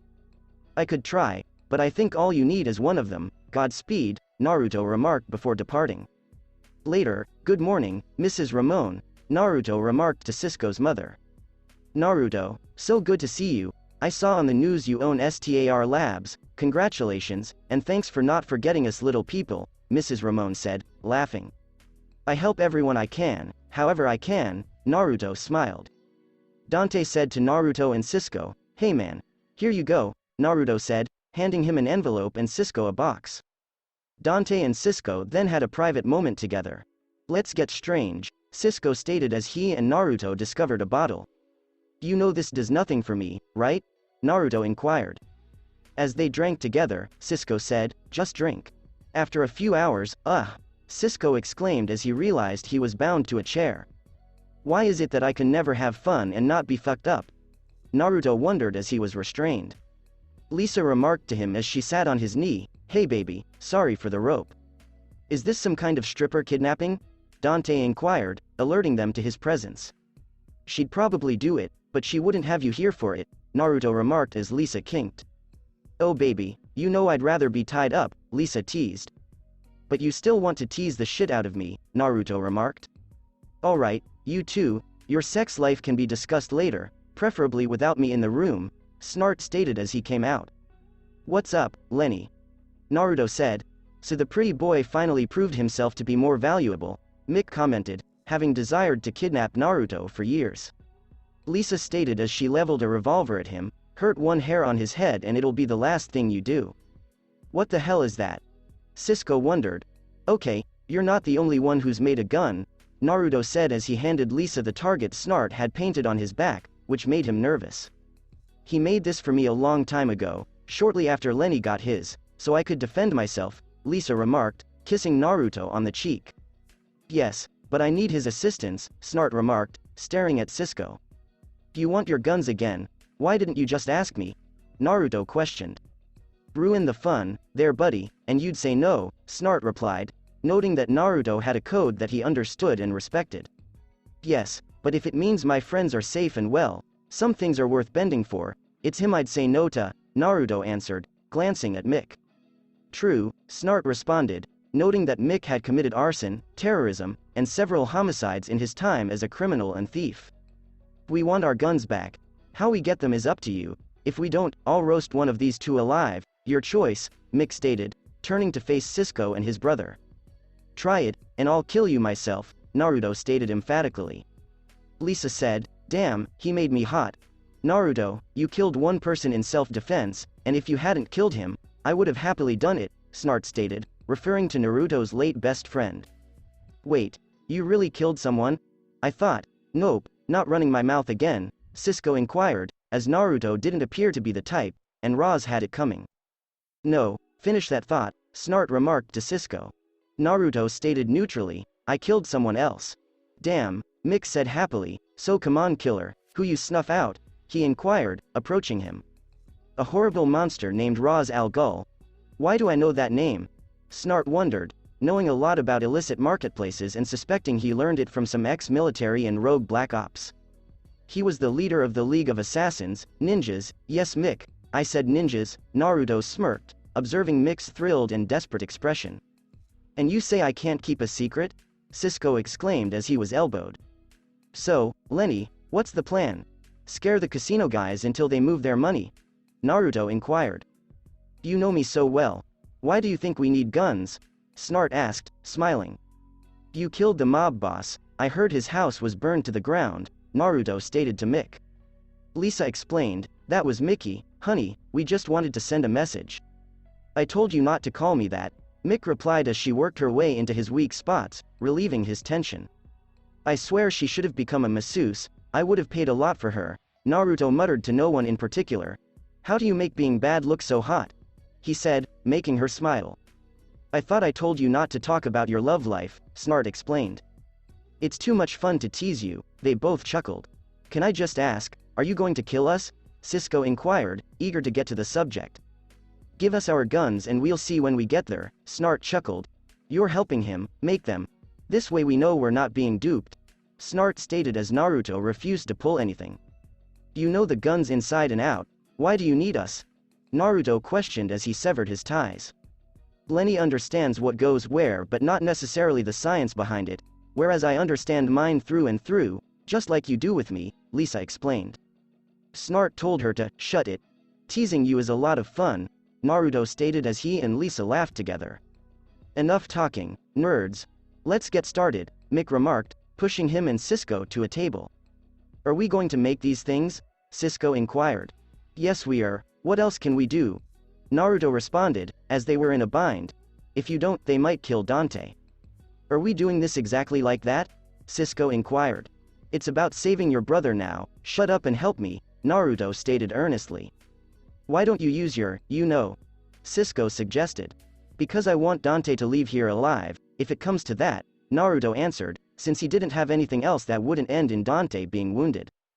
Enough blah blah blahing, let's get to work, Mick stated between burning rounds. Hey, can you make a remote for his? So we can turn him off if he gets too much? Lisa said of Naruto concerning Mick's heat pistol. Certainly, Naruto responded as he put one in Snart's, he declared, done. Mick said, brandishing his heat pistol, come to Papa. That was quick, Snart stated as he took out his cold pistol. Smart, you didn't tamper with it, just like I knew you wouldn't, he said, since Naruto would never cause harm to anyone. You have your guns, now let them go, Naruto said him.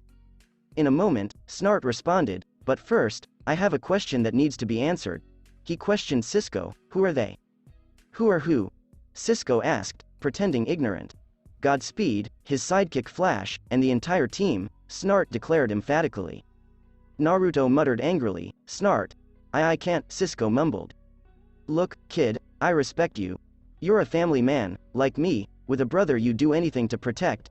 Now tell me who they are before I freeze your brother's hand solid, Snart stated as he charged his rifle. Naruto said firmly, Snart stop, I'll tell you. Okay then, tell me, Snart continued, his rifle still pointing at Dante.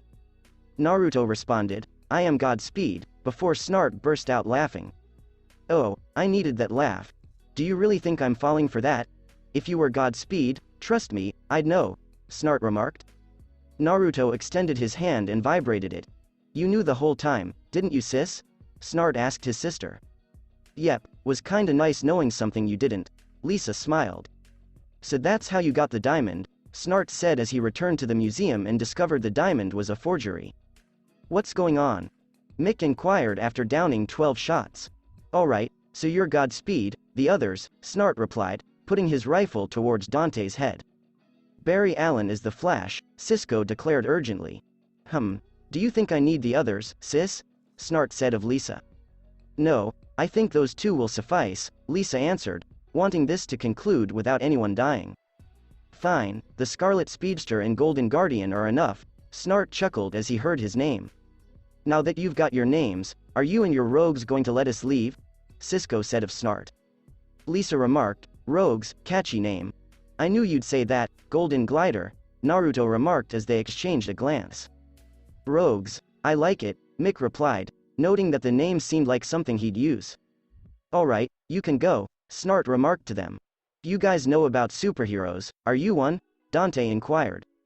Yes, and I would prefer that you not tell anyone, Naruto responded as he helped Dante free himself from his bonds. Lisa kissed him goodbye and added, catch you later, Foxy.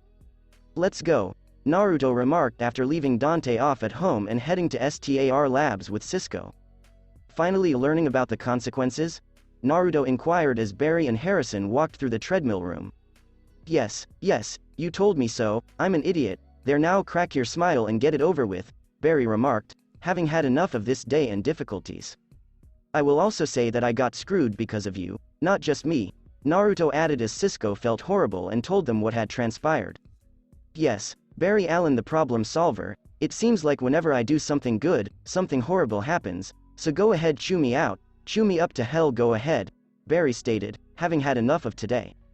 Harrison attempted to say, Barry, I should never have gone back in time, we were probably better off with the damn tidal wave, Barry muttered, blaming himself for everything. Perhaps, Harrison answered, knowing that time travel was rarely worthwhile. Naruto was attempting to pronounce, Barry, I go back in time to try to save my mom and I fail miserably, it seems all time wants to do is fuck with me, I have all this power and now I feel powerless, I couldn't stop Snart from getting you, I couldn't save Iris from the wave, I messed everything up with Jocelyn, it's all my fault, Barry exclaimed as he punched the wall, denting it. Yeah, and the only way to fix it is to live in the present, Naruto remarked, explaining that the only way to fix the mistake you committed from time travel in the present was to simply live. How do we fix this? What's stopping Snart from telling the world who we are? Barry questioned, anxious for an answer. He'll rat you out, not me, Naruto answered, confident that Snart would not rat him out. But I think I can stop him from doing that, he added, knowing that Snart was planning to catch him. What are you going to do? Barry inquired. I'll make a deal with him, Naruto stated, knowing where Snart would be. After a few seconds, you always knew where to look for me, Snart stated as Naruto approached him. Because you are predictable to me, man, Naruto explained as he poured him a beer. So, before you go try and rob the casino truck, I need you to do something, other than not telling the world about Barry, he asked. What? Snart inquired, knowing Naruto wouldn't bother coming here for something he knew he wouldn't bother with. You know I don't like killing, if you're that good, you shouldn't have to kill to get what you want, Naruto said as Snart put a man in the hospital after he attempted to loot the casino and was murdered. True, but most of those aren't me, you know Mick, he loves to rage, Snart replied as he killed some mobsters but Mick far more than him and criminals far worse than him. And don't go near my friends again, or someone will get hurt the next time, Naruto growled aggressively, vibrating his voice. Okay, so I don't tell anyone and you let me keep working as long as nobody dies, is that what I'm hearing? Snart inquired. And you stay away from my friends, Barry's all yours, Naruto remarked, referring to their growing rivalry. Snart shook Naruto's hand and replied, deal. A few moments later, why am I not the one in charge of protection? Barry inquired of Naruto. For one thing, you two have a rivalry, and I don't clean up your messes, Naruto explained. With a sigh, Barry continued, everything always has a catch with you. Nothing is easy, and you must learn your lesson, Naruto simply stated. Considering you beat me to within an inch of death, I think that counts as a lesson learned, Barry remarked, still aching from Naruto's thrashing. You beat him up that hard, what the hell is wrong with you? Caitlin questioned. A lot, but what happened to you? Naruto inquired as he remembered her phone conversation before time leaping. Nothing happened to me, but perhaps you could change that, Caitlin explained. So we have 2 new team members, Naruto explained. Yeah, wait 2? Cisco asked, perplexed because he thought only Jocelyn was coming. Yep, Linda remarked as she walked in, I thought I'd give this a shot, she smiled. Linda is a photokinetic in every way, she can move at the speed of light, Naruto explained. I've considered calling myself Lightspeed, Lady Flash, or even Lady Godspeed, Linda explained. Lady Flash is out immediately, Naruto remarked, dismissing the notion that she and Barry were a couple. Lightspeed? Linda inquired. Do me a favor and run inside the accelerator, Naruto suggested. What do you hope to achieve? Harrison inquired as he observed her.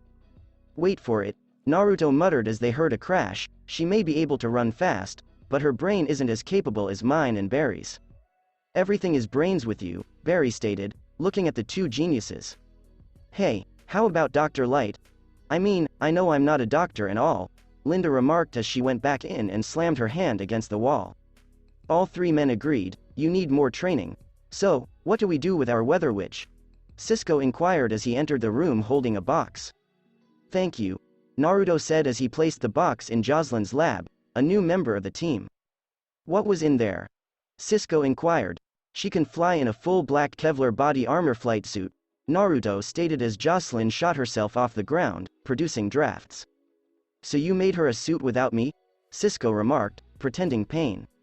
I'll have a movie marathon with you, Naruto joked.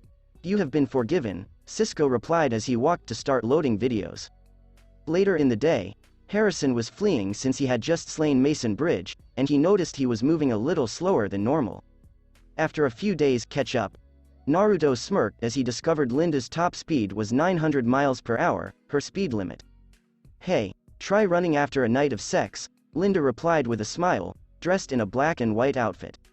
"I didn't hear you or the others complaining," Naruto joked. "Oh fuck this," Linda exclaimed as she flew higher, having recently discovered her ability to fly.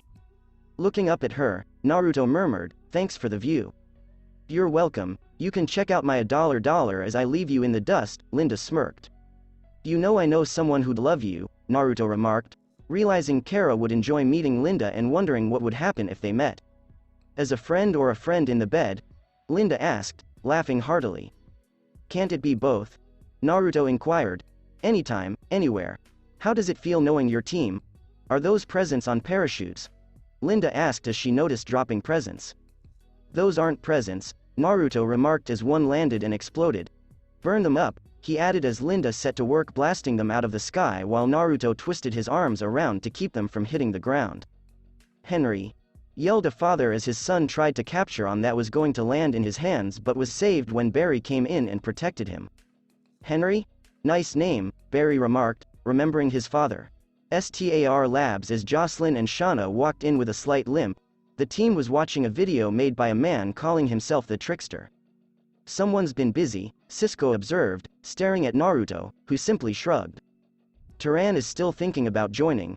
Otherwise, she'd be the next one walking in with a limp," Naruto replied, smiling. "How much testosterone are you running through you?" Cisco inquired. "A whole fucking lot. All the females he slept with in the room. So how do we take him even for the arrow? This guy is B-list at best," Thea replied, noting that he wasn't menacing, just plain stupid. "He's not the first person to call himself the Trickster.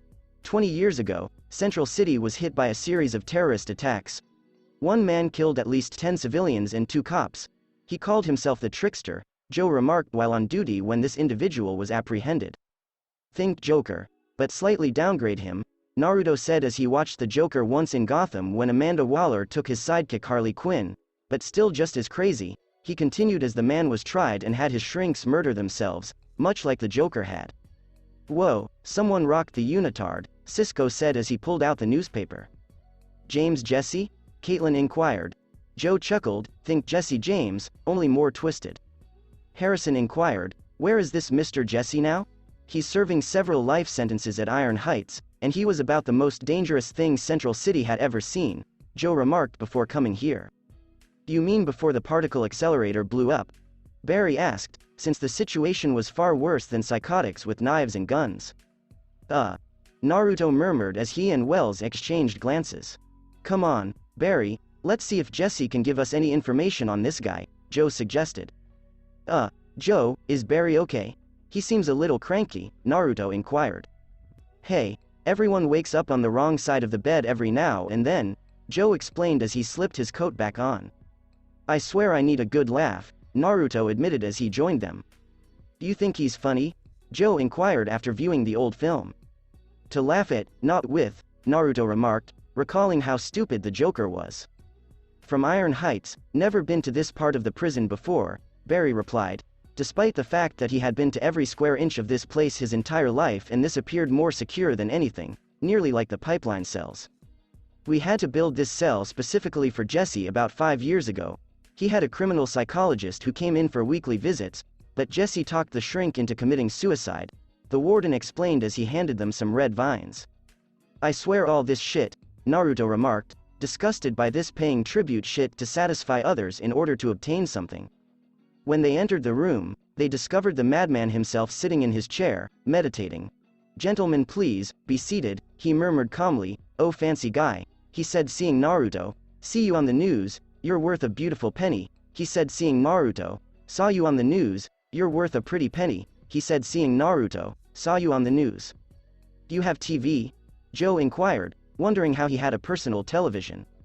"They gave me cable so I'd stop killing the guards," Jesse explained, sounding both proud and heartbroken that he couldn't do it. "My name is Joe West, and this is Barry Allen, and we'd like to ask you a few questions." I can smell them in your pocket," Jesse replied, smelling the reed vines they had. You get them when you answer the questions you rip off, Joker, Naruto replied as he noticed splotches of dried blood on the wall. It's difficult to rip off a legend, Jesse remarked, referring to Joker as an artist. Hundreds of these parachute bombs fell from the sky yesterday, Barry stated as he placed the images in Jess's cell's delivery slot. Huh, fun idea, but not an effective delivery system. How many died? Jesse said. No one, thankfully, Joe remarked, casting discreet glances at the two speedsters.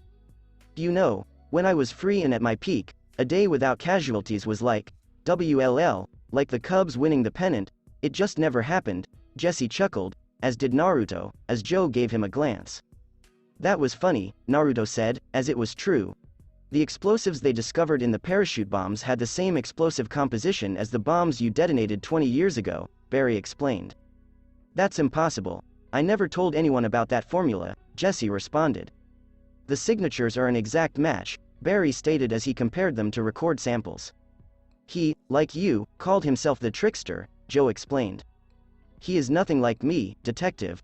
Nothing, Jesse exclaimed fiercely and defiantly. Do you know who he is? Joe inquired. Jesse sighs as he stands up to examine the photos in the red vines Barry gave him. If I did, I would tell you so you could find him, cut off his head, and throw it right in his face, but no, this is clearly the work of a rank amateur at best, a mere pretender angling for my throne, he added, convinced that he will always be the actual trickster. I hear you, so help us catch him, and prove there's only one trickster, Joe said, chuckling as he clutched one of the red vines. Trying to trick the trickster Joseph? No, there's only one way this could have happened, whoever he is must have found my lair, and I ask that when you find him, you turn off your safety. Jesse laughed evilly. A few moments later, we're being played, Naruto muttered, acting rashly. How do you figure? Joe inquired, as the situation appeared straightforward. Trust me, that should have been more violent, Naruto remarked as he examined Batman's files and realized this was nowhere near how Jesse should have reacted. We would have seen his eyes get red with anger. Joe, you can tell he was being too calm, he stated as that small demonstration was weak in his mind. It's impossible to understand men like that guy, Joe added, noting how much he disliked dealing with lunatics. This guy sounds like a milder version of Joker, he should have reacted differently, Naruto observed, referring to the trickster's reverence for the Joker. Didn't the Joker have a sidekick? Barry questioned. She's officially at an offshore psychiatric facility, Naruto stated flatly. And unofficially? Joe inquired. Waller has her, Naruto remarked as Joe inquired of Barry about who she was. How do you know this stuff? Barry said as he discovered Naruto had known many things despite being so open, and with his current uncertainty with Harrison, he wanted to know who to trust. My mom has connections, and I met her once, Naruto explained as she attempted to assassinate him, shoot at him, and sleep with him all in the same night. Damn, you get everyone, even the crazies, Joe commented, slightly impressed. Not always a good thing, Naruto remarked, adding another reason not to be near Waller, who had her Suicide Squad ready wherever she went. Any other Suicide Squad ladies you've slept with? Barry inquired. I haven't slept with her, Naruto stated emphatically. Yeah right, Barry answered, chuckling. There are levels of insane I don't sleep with, Naruto stated solemnly. Yet, I think time away from that psycho is all she needs, Barry stated, knowing all of Batman's opponents. True, Naruto answered, knowing that her pre-acid bath had messed her up, but not as much as the Joker. 1 hour later, word of caution, don't open doors, they could be booby-trapped, Naruto said, referring to how every villain had rigged their hideouts before they left them. That's not a real thing they do, is it? Barry inquired of Joe. He's insane. Expect anything, Joe replied, recalling the day Caitlin had a bomb under her. Does anyone else hear ticking?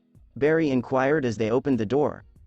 Naruto quickly phased inside and saw a gear-operated timer connected to a few sticks of dynamite. He phased his hand into the bomb and removed a few gears, stopping it all together. We're alive, he said as Barry and Joe hugged each other on the ground, both trying to shield the other, which Naruto photographed.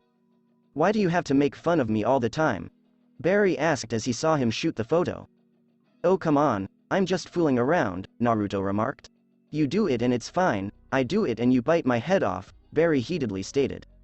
He does have a point, man, you tease him at every opportunity, Joe added, as Naruto did. No, I don't. Do I, really? Naruto questioned himself. Anyway, dude, you screwed up royally and you need to learn the consequences. You nearly ruined a person's life and got someone killed, he told him. I understand that, but do you have to mock him at every turn?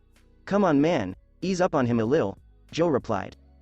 Joe, this power comes with a lot of responsibility and can be a burden. He can kill himself. Did you tell him about the time Wraith Berry? Naruto inquired. I understand that, Joe remarked, but coming down on him like Superman from the sky, which he did, doesn't help anyone but make him feel useless. I know Joe and do my best to help him, but when he disregards my advice and believes he knows everything, he can hurt a lot of people. He doesn't throw away your advice, Joe explained. Okay, can you two just stop arguing? We have a crazy man to find, Barry exclaimed, having had enough of their bickering. This place has recently been visited, Naruto replied, noticing skid marks on the floor. The other guy cleaned it out, Barry stated as they tried to enter the room. Do we go back to kill Joker? Naruto inquired of Joe. We have to, Joe remarked, despite his desire not to return to James Jesse. From Iron Heights, as they approached Jess's cell, Barry paused to speak with his father. Hey, funny guy, your little hideout was booby-trapped, Naruto joked as he and Joe continued their journey without Barry. You've got to be careful with your valuables, Jesse joked. You were protecting nothing, everything there was gone, Naruto stated as he kept a tight eye on him. What do you mean? Jesse inquired. Joe stated, no firearms, none of your explosives, nothing. No, he's stealing my legacy. Whoever he is, you need to find him. I will not let this, Jesse said. Trickster? Joe asked, aware that he was lighting a fuse. That is my name, that is mine, Jesse said passionately. What was in there anyway? Naruto inquired. A bomb. A really big bomb. Goodbye, Central City, Jesse explained. As the other trickster released another video, Naruto received an alert on his phone from Cisco. He chose to show it to Jesse. No, no, no, no, no. Take off my mask. Pretender, shame, fraud. Take off my mask. Take off my mask. Jesse yelled as he slipped down the barrier separating them. I'll give him this, he's nearly like the Joker, Naruto observed, recognizing some parallels. I still think he's hiding. Oh, who am I kidding? People like him hide everything, Joe added, as there was no explanation of why somebody like Jesse would hide anything. Naruto laughed as he replied, now you're learning. I think he knows who it is but is just fooling around with us, Barry explained as he joined them. You're learning as well, Naruto remarked, adding, you need to know one thing, there is always another angle. A part of me thinks there's no bomb at all, that it was just talk, Barry replied, not trusting anything the person said.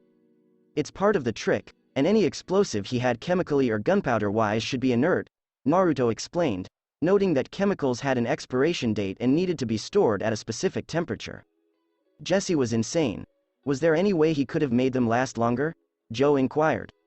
He's smart, but not that smart, Naruto observed, noting that the man knew his way around bombs and poisons based on what he read in his files. So you think there is no bomb at all? Joe inquired. I'm not sure, Naruto said. What if they're working together? What if this trickster is going to try to break Jesse out?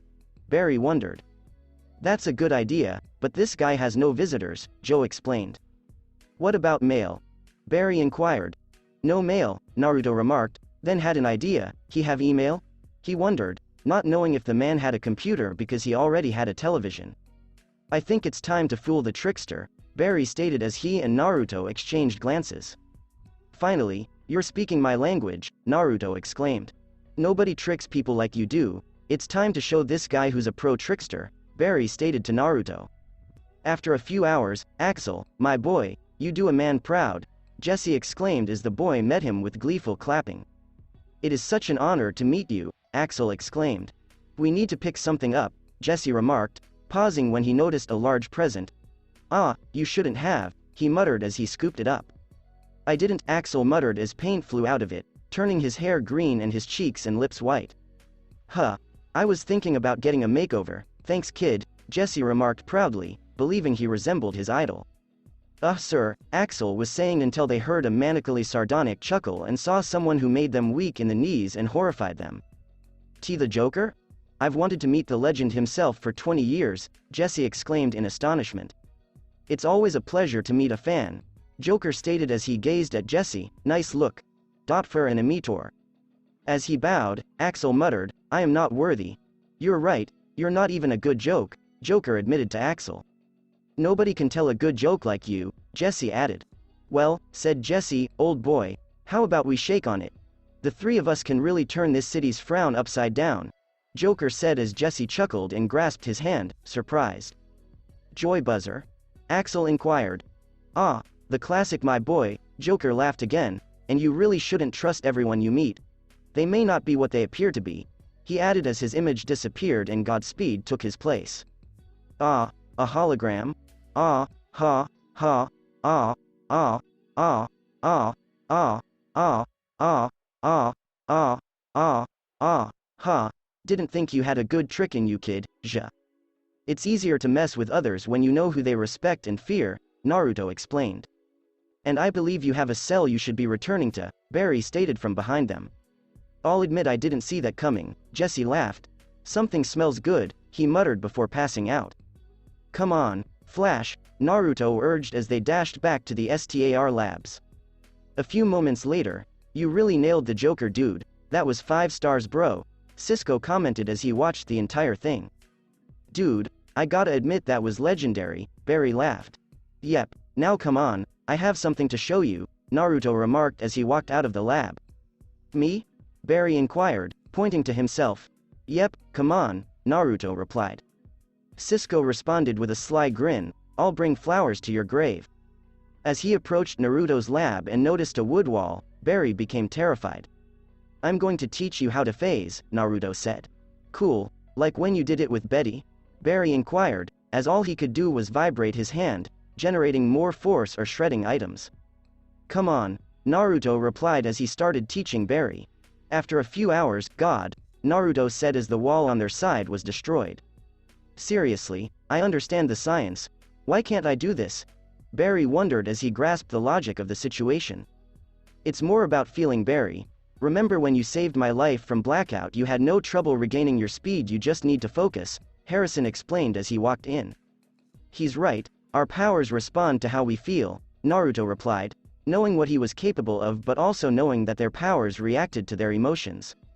Feel the power, Barry, feel it rushing through every cell in your body like a shock, you're a part of something bigger, now go, Harrison exclaimed. Barry closed his eyes and breathed gently before opening them and phasing right through the wall. Woo, I did it, he exclaimed excitedly as he slowed down and did a little dance. Naruto inquired, what's up, I thought you'd dance for joy. Nothing, I gotta go, Barry muttered as he sped away. What's up with him? Naruto inquired of Wells, who simply shrugged but had an idea. As he walked away, Harrison said, good night Naruto. You know my nights are always good, Naruto laughed, since when he wasn't doing research, he was with the women he cared about. While at Jitters, Naruto was currently going up and down Jitters since Thea wanted to expand and he was working on the place. I swear, Shauna said as she and Thea watched Naruto work. He's got an eye for detail, Shauna said as Naruto expanded on Thea's superhero motif. Yep, makes our work easier, huh? Thea asked, laughing. Yep, sucks, I can't use my powers when this place is open, Shauna replied, explaining that she had become a delivery lady, making Jitters more popular because her teleporting helped everything happen quickly.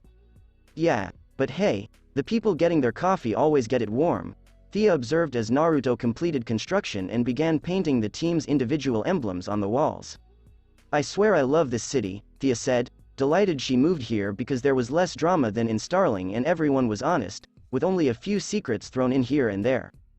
Carrie addressed Thea, carrying several banners in her hands. Banners, yay or nay? Hell yes, Thea answered proudly, as she adored this area since she got to see so many smiles and laughs, as well as youngsters.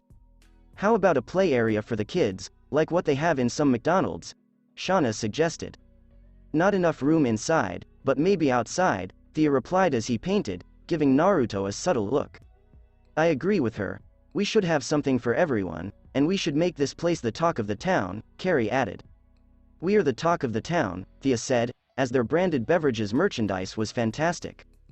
Then we'll be the talk of every city, bringing everyone here for our stuff, Shauna said to them. How you plan to do that? No offense Thea, but this is one coffee shop, Naruto replied, pointing out that while this coffee shop generated a lot of money, it wasn't nearly enough to expand to other cities. Then we make more jitters? Does that sound doable? Thea inquired. If there are more, ours will be the best, Shauna exclaimed as she and Carrie high-fived. I'd try expanding to places like Keystone or Coast City, Naruto remarked, because they were the closest popular places he knew. Coast City, Thea recalled their pizza. Those could just be the beginning, oh, and menus could include more than just donuts and bagels. What about pizza, cheeseburgers, and stuff like that? Shauna exclaimed. No, you guys have an oven because you make all this stuff, Naruto remarked, pointing out that the oven could easily make the pizzas. I really have to thank you for this opportunity, Naruto, Thea replied, as she liked her hometown but here was something altogether different. I know a few ways, Shauna answered, teleporting in front of him and then back to her chair, where she sat on his lap. So, how's the place look? Naruto inquired. Thea looked around and saw pictures and designs of Central City's heroes. It was mature enough for adults but still appealing to children. If being a scientist doesn't work out, being a handyman and an artist is definitely a skill you have, she said as she was in awe and saw her picture as Speedy and admitted she looked pretty good. What's next? Toy bows and arrows. On second thought, maybe not, Carrie remarked, recalling a Girl Scout troop costumed as Cupid and Speedy. It was cute, but the arrow shooting got out of hand, Carrie said. Yeah, don't want anyone shooting anyone's eyes out, Thea remarked, referring to a potential lawsuit. How about keychains or kid-sized action figures? Shauna suggested, thinking it would be fun. Ooh, I like that. Thea murmured, thinking about how she'd appear as an action figure. Maybe some toys? Like toy replicas of Jocelyn's stick? Naruto said, noting that Jocelyn had immediately earned a name for herself by making it rain. Like the size of a rattle, right? Carrie asked, noting that Jocelyn's staff was a little large. Yep, we can make full model ones like if people ordered it, Naruto replied, noting the large number of cosplayers present. Ah, could you imagine selling baby Godspeeds or Cupids? They'd be adorable, Carrie said. Naruto smiled as he said, that'd be nice. Kids running around dressed like us. That Girl Scout troop did that, though the arrows got out of hand. Shauna commented as she looked at someone dressed like her. Imagine if a girl dressed like Naruto and we called her Lady Godspeed Mrs. Godspeed, Thea said. Lady Godspeed has a better ring to it, Naruto admitted, because there were some heroes with similar names. If Iris had powers, she'd be called Lady Flash, Thea replied, knowing Iris' blind love for Barry. That sounds like a bad idea, having powers, Naruto observed, noting that Iris was even more impulsive than Barry and that they had to save her once because she was probing too deeply into the mob. Yeah, you like her, but sometimes you just can't stand her, Carrie added, referring to Naruto and Iris' strange tight friendship. Yep, Naruto answered as Iris appeared to be a touch aggressive to him. What Barry sees in her is beyond me, Thea said, noting that Iris frequently came here to work and occasionally helped out here, but she was impulsive and jumped in without thinking, expecting everything to be okay. He's just as impulsive as she is, which explains a few things about him, Naruto observed, as Barry was a fantastic guy with excellent character but he appeared to balance not always doing things the way he would but trying to be like someone else. Well, now that you're done, how about we have some fun? Shauna suggested as she teleported to the females and grabbed their clothing, teleporting it off the girls before pulling hers off and teleporting it back over to Naruto. Warning. Lemon, Shauna smiled as she pulled his pants down as he sat in the chair taking his shirt off. I swear this thing always looks so fucking big, she said, tasting him as Thea and Carrie toyed with his balls, kissing him and pushed their breasts into his arms. How does it feel to be constantly struck by Cupid's arrows of love? Carrie questioned as Naruto pinched her mid-DD cup breasts as Naruto trailed his hand down to her bubbly ass and paddled it. I'm not sure, Naruto answered as they kissed. I'll ask you when it's your turn. How do you make this cock taste so good? Shauna questioned, licking the tip of his dick and tasting the cum that escaped and landed on her high D-cup tits trailing down her curvy body. Healthy diet, Naruto commented as he ate a diet Caitlin had him on, which included parts of Cisco's high-calorie dishes. Remind me to thank Caitlin, Shauna added as he patted her face with his cock. I think we can all thank her for that, Thea moaned as Naruto started to finger her and Carrie, vibrating his fingers as he did so. Shauna gasped as she began to deep-throat him, looking up at him, desiring more closeness while keeping her gaze fixed on his. Naruto grunted as he approached her throat, and as he drew out of her mouth, he blasted onto her face and tits. Sometimes I swear I think you can come on command, Thea replied, always impressed by how far he came. It would be amazing if he could, Carrie murmured, picturing Naruto wrapping his cummerbund over her. Shauna yanked herself away from him as Thea and Carrie approached her to lick the cum on her body. Alright, who wants to go first? Naruto inquired. I'd like to be fucked by the register, Thea replied, enjoying the dirty thought of taking orders while fucking on the table between her and the customers. Naruto scooped her up and placed her on her back by the register, making her tremble with delight. Fuck the shit out of me, Thea said as she began to play with her high C-cup breasts and made sure her athletic figure and toned hard ass was exactly set on the counter.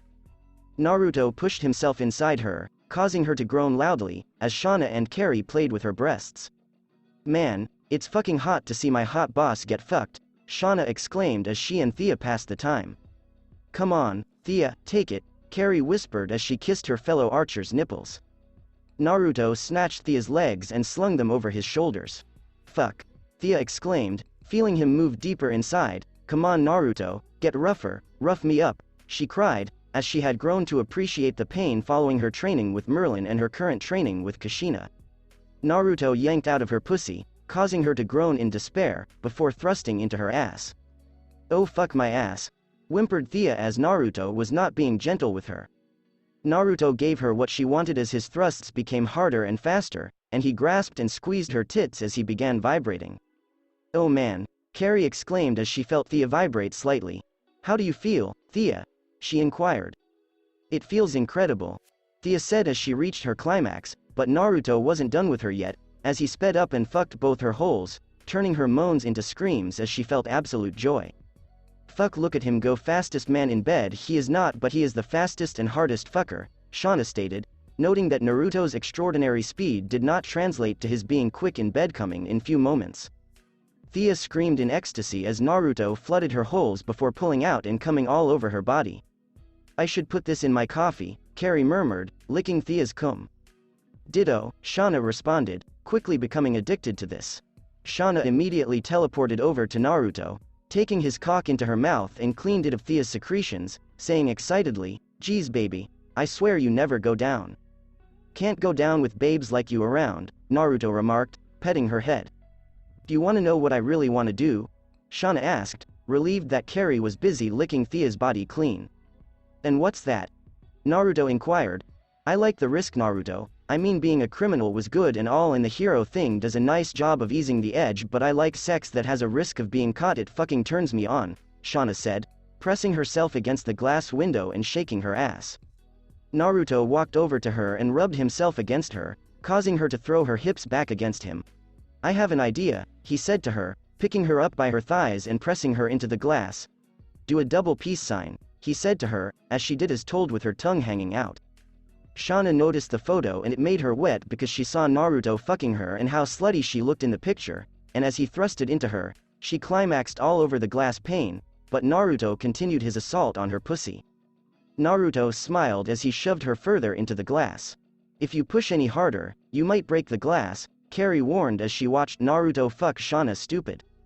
Please don't, that glass was expensive, and it's also bulletproof glass, Thea murmured, a little tired. Why is it? Never mind, Naruto answered, knowing who her brother was in their life.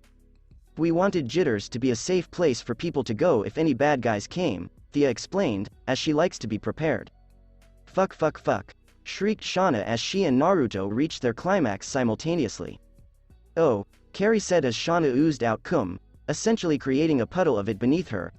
Let me handle this, she said, kissing Shauna's pussy. Naruto's cum slipping into her mouth, and when she took it all in, more, she said, getting on her knees in front of Naruto and opening her mouth as wide as she could. As she observed them, Thea exclaimed, cock hungry. And what are you? Naruto teased her as Carrie blew him away. Sex addict, Thea boasted. Carrie wanted Naruto to return his attention to her, so she began using her tits to perform a combined breast blowjob, but she was astonished when Naruto thrust himself into her throat. Don't think I'm ignoring you, babe, Naruto remarked as he observed her cry happy tears. Carrie was astonished when Naruto grabbed her into his arms and put her right down onto his dick. Ah, she said, surprised. I love you, she exclaimed, tears streaming down her cheeks. I love you as well, Naruto replied as she kissed him, wanting to be near to him. Carrie moaned, her hands on her hips. Yeah, pound that pussy baby, pound Cupid's pussy, she exclaimed, wanting to keep feeling this way. Naruto moved her to a table and sat her down on it, playing and licking on her breasts. Ah fuck, love me Naruto, love my body, Carrie begged. I will love it forever and as long as we both live, Naruto murmured, kissing her. Cupid yelled with delight since that was something she had always wished to hear and for it to be true.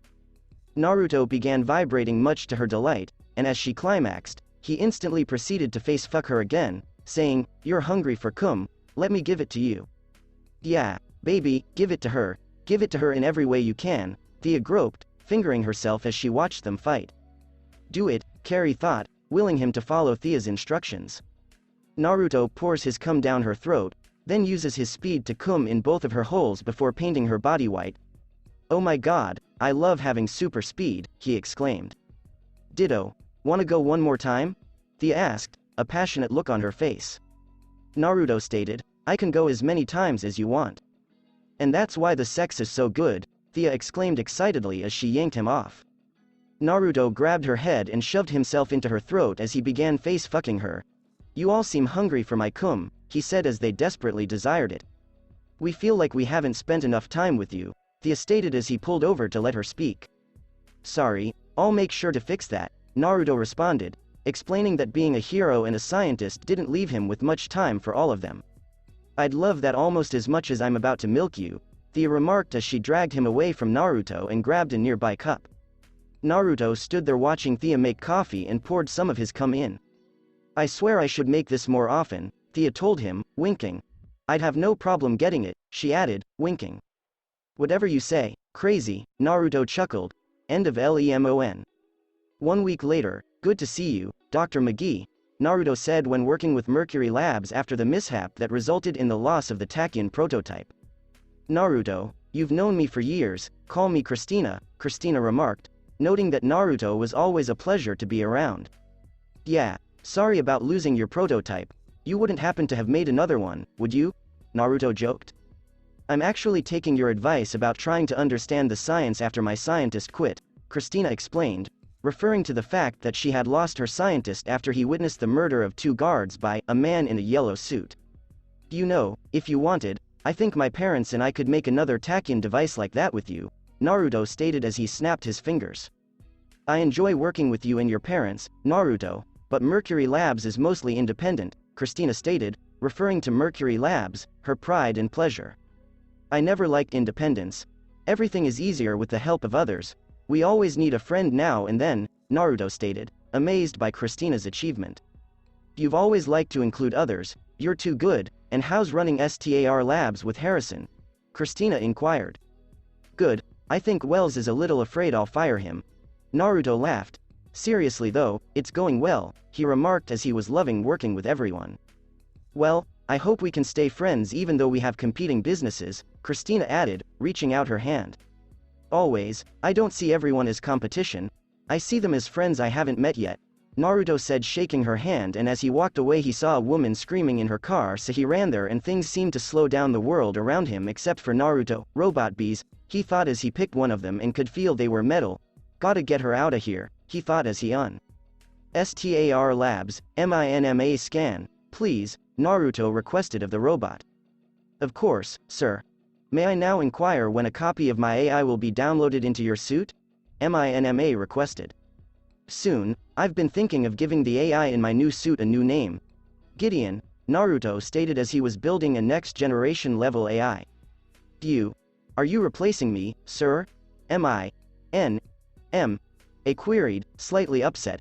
Have I become obsolete?" the bot inquired.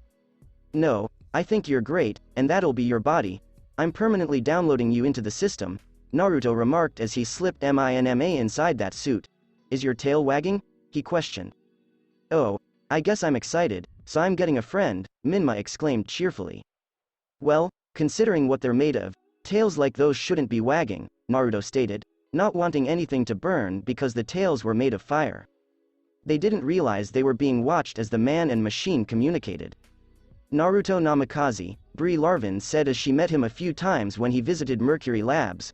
God, he's still handsome. She said as even though she liked to admire a man's body, his mind was what drew her to him.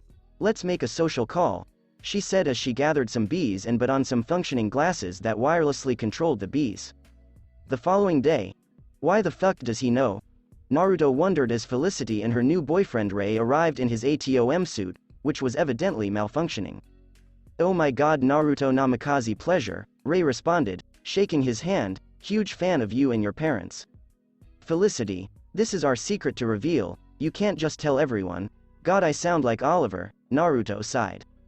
Sir, could you please get him away from me? Minma begged as Ray continued to play with his robot body. Ray exclaimed, this is amazing. It's incredible until he tears your arm off, Naruto stated as Minma revealed human feelings. Sir, Gideon is having some vocalization issues, Minma explained as he worked on getting Gideon's AI to work. Oh my god, sir, it's like he's a robot butler, Ray exclaimed. Can I see his schematics? He inquired. Get in line. I want to deactivate certain protocols, Naruto stated, referring to his parents' overprotectiveness and his desire to deactivate the programs that made it a high-tech babysitter. Gideon, online, said a female voice. Naruto smiled as he continued, hello Gideon. Ray inquired of Felicity, how many ice does he have, and do you think he'll give me one? I don't know, honey, Felicity admitted, not knowing Naruto well. Sir, a problem. It appears Gideon is attempting to use my suit, Minma remarked as his eyes went from red to blue and back again. Hold on, Naruto replied, tying Gideon to his suit. You have an AI in your suit, how awesome is that? Cisco exclaimed. Francisco, would you like some coffee? Minma inquired. Cisco wondered what was going on with the AI. Minma is feeling left out, so he's trying to help and interact with us, Naruto explained. His AI must be evolving, Harrison commented, pleased to see Gideon's birth and astonished by Minma's level of complexity. Hey, is Barry okay? He seems a little off, Felicity inquired of Naruto as Barry appeared to flee. Your guess is as good as mine, Naruto remarked after Barry had been acting strangely for some time. So, Naruto, do you think you can help me with my problem? Ray exclaimed. Sorry dude, but I don't think I can help much in your sex life there buddy, Naruto said as he pointed down and laughed as Felicity and Ray took him seriously and rambled on. I'm kidding. He said with a smile, I have some scanners in my labs, he said as he had scanners that could help speed up the process. What is it with billionaires being superheroes? Caitlin wondered, her gaze fixed on Naruto. Picked out a name yet, dude? Cisco inquired. I'm a big fan of the atom, Ray admitted. Naruto said, knowing it was an acronym, Advanced Technology Operating Mechanism. Yeah, exactly. How did you guess? Ray inquired. We have another hero whose name has an acronym for which I just took a wild guess, Naruto stated simply. Another? Who? Felicity inquired. Firestorm, Naruto remarked without revealing the names. Yeah, and that name is a mouthful, trust me, Caitlin simply stated. Okay, so Naruto and I will assist Ray with his suit. What is everyone else doing? Cisco inquired as they entered his laboratory. Ray remarked upon seeing Naruto's animals, you have a tiger. Listen, I'm running low on some parts. I'll be back in an hour with them, Naruto replied as he walked away. Does he always do that and make the situation awkward afterwards? Felicity wondered. You get used to it, Cisco explained. You know for a tale you know nothing about stealth, Naruto stated as he realized he was being watched. Bree stated as she approached Naruto, hello Naruto. Hello, Queen Bee, thought I recognized the tech on those cameras, Naruto replied, recognizing the artistry of the bee he examined. Heard you basically got screwed when you were trying to weaponize something at Mercury, he said, hearing her science carrier had been completed. It was my bees, and yes, I was fired, Bree remarked, hating that moment. Looking for a job? Naruto inquired. You'll seriously hire me? Bree inquired, surprised. Any reason I shouldn't, Queen Bee? Naruto asked as he prepared to assist a friend, no weapons. You remember the nickname you gave me? Bree asked, glad to hear it again. I know what you're going to do. Vengeance will only hurt you, Naruto predicted. Fine. Bree responded, as if she'd gladly give everything up for a second opportunity. But that's not the only reason I came. I need your help. she said, sounding afraid and sorrowful as she showed him an X-ray. This is a tumor, Naruto commented, as he and Cal often experimented on cancer-like cells in an attempt to cure them. Yes, attached to my spine. If I don't get help, I'll be paralyzed for life, Bree explained, sobbing. I might know someone who can help, Naruto responded, as Caitlin was the best he knew. Yes, thank you. I'll give up on my revenge against McGee if you can just help me, Bree pleaded, not wanting to lose her ability to walk. Later, Jesus, Caitlin exclaimed as the cancer spread. Do we have to show it? Cisco exclaimed, sickened by the images. I'm sorry if my problem is causing you any discomfort, Bree remarked angrily. He's a wuss when it comes to body stuff, but I have a contact who actually works for Ray who is working on something, Naruto explained. Who? Ray inquired, perplexed. His name is Curtis Holt. He was at an expo and I signed a blueprint he had of an early design I had. We talked, and he showed me a schematic for a chip that'll allow people who are disabled to walk, Naruto explained. Or as you called him, Mr. Terrific. That was his nickname for Mr. Holt when they met. Harrison added, as Naruto was astounded when Curtis showed him that as he kept track of his clever intellect. It's a last resort, Bree, don't worry, Naruto responded when he noticed she was concerned. Bree responded, still afraid and nervous, I won't, as long as I know you're helping me. With Frost and Linda's help, we might be able to do this, Naruto stated as he studied the tumor. How is cold and light going to help your new girl? Cisco inquired. Cancer cells have been known to die from radiation exposure, but Linda may be able to burn the cells while Frost keeps her body cool enough, Naruto explained. Do you want to blast her with light? The slightest mistake on Linda's part and she could fry her, Caitlin asked, perplexed that he was suggesting it. Linda can control the temperature of her light if we figure out the heat to kill the cells, Naruto replied confidently. Let's call in the doctor, Cisco said, referring to Linda's hero's name being Dr. Light. First time she'll live up to her name, Harrison marveled. Do you guys do this thing a lot?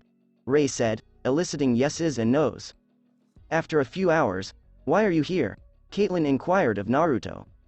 I'm going to give her my blood during the surgery so she heals faster, Naruto simply stated. And how exactly is a blood transfusion supposed to do that? Caitlin wondered, then recognized his cell's qualities. She'll be able to have your healing temporarily, she realized as Naruto was going to increase her healing throughout the surgery.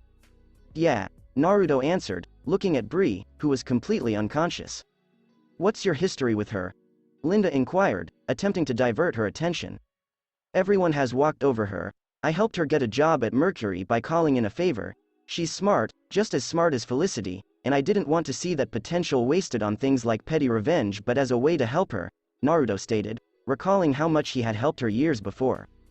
Linda smiled and kissed him on the cheek, saying, you are such a good person. Alright, I'm going to take a nap, good luck doctors, Naruto remarked as he lied down and Caitlin hooked him up and prepared him for the blood transfer to Bree. Are we certain his blood is compatible with hers? Linda inquired of Caitlin. He wouldn't have suggested it if it wasn't, Caitlin replied as Naruto settled in and fell asleep. Well, Bree, I hope you're ready for a few rough hours, Linda remarked, knowing she wasn't. Just what I was about to say, Frost replied as she returned to Caitlin, who was chopping into Bree. Gah, turning off cameras, I can't watch, Cisco muttered over the radio while he and Dr. Wells were on standby as extra hands for Caitlin. Be a man for a change, Cisco, Caitlin stated calmly. Cisco expressed his displeasure by saying, harsh. Later, fuck I feel amazing, did I even have surgery? Bree wondered as she awoke feeling fantastic. It's been a while since I've watched you sleep, Naruto murmured next to her, you still drool by the way, he chuckled as they laughed together.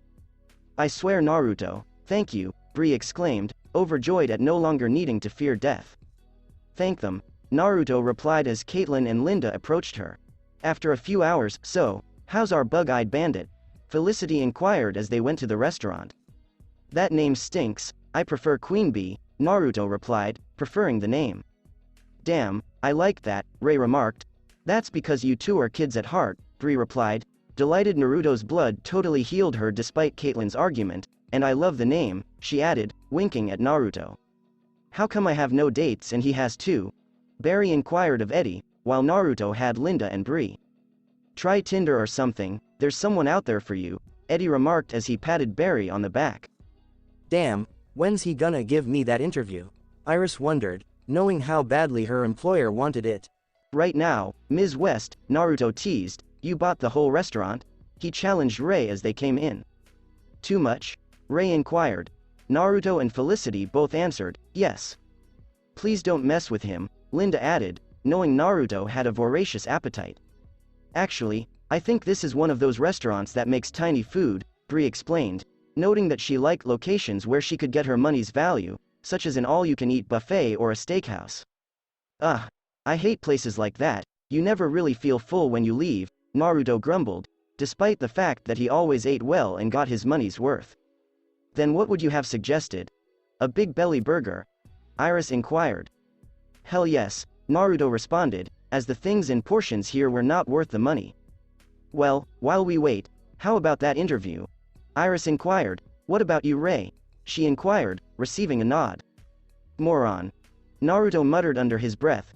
What questions do you have for me, Iris? He said, eager to get it over with. Direct, much? What? Do you not want to do this? Iris said, slightly irritably. Sorry, it's just that I have a bad history with reporters, Naruto explained, recalling Mason. Right, Mason, Iris responded as she inquired about Linda's family history. So, what do you have? Naruto inquired. Well, many men and women think you're a man whore. Care to comment? Iris inquired. Naruto slanted his spoon slightly. Sorry, I just hate that. People have been saying it all over, he responded, when asked if he'd sleep with anyone. Sorry. What about your many lovers? Iris inquired, a more intimate question.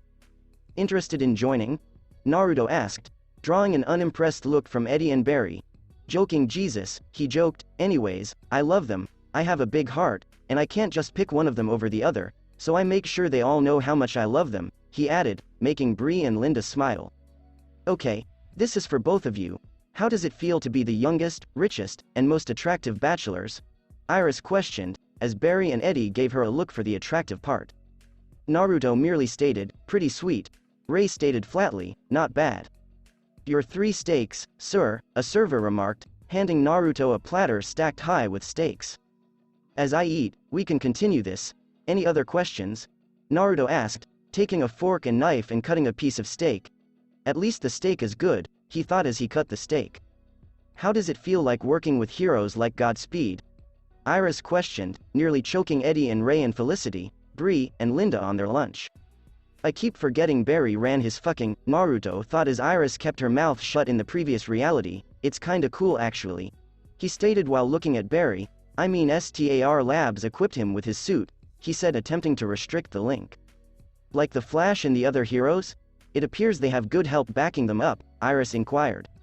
Naruto raced to the point when everything came to a halt and only Naruto and Barry were moving. I didn't say anything to her. Dude, I learned my lesson about running my mouth, Barry explained. You told her we worked with Joe, basically advertised it, man, Naruto remarked, dismissing this as nonsense.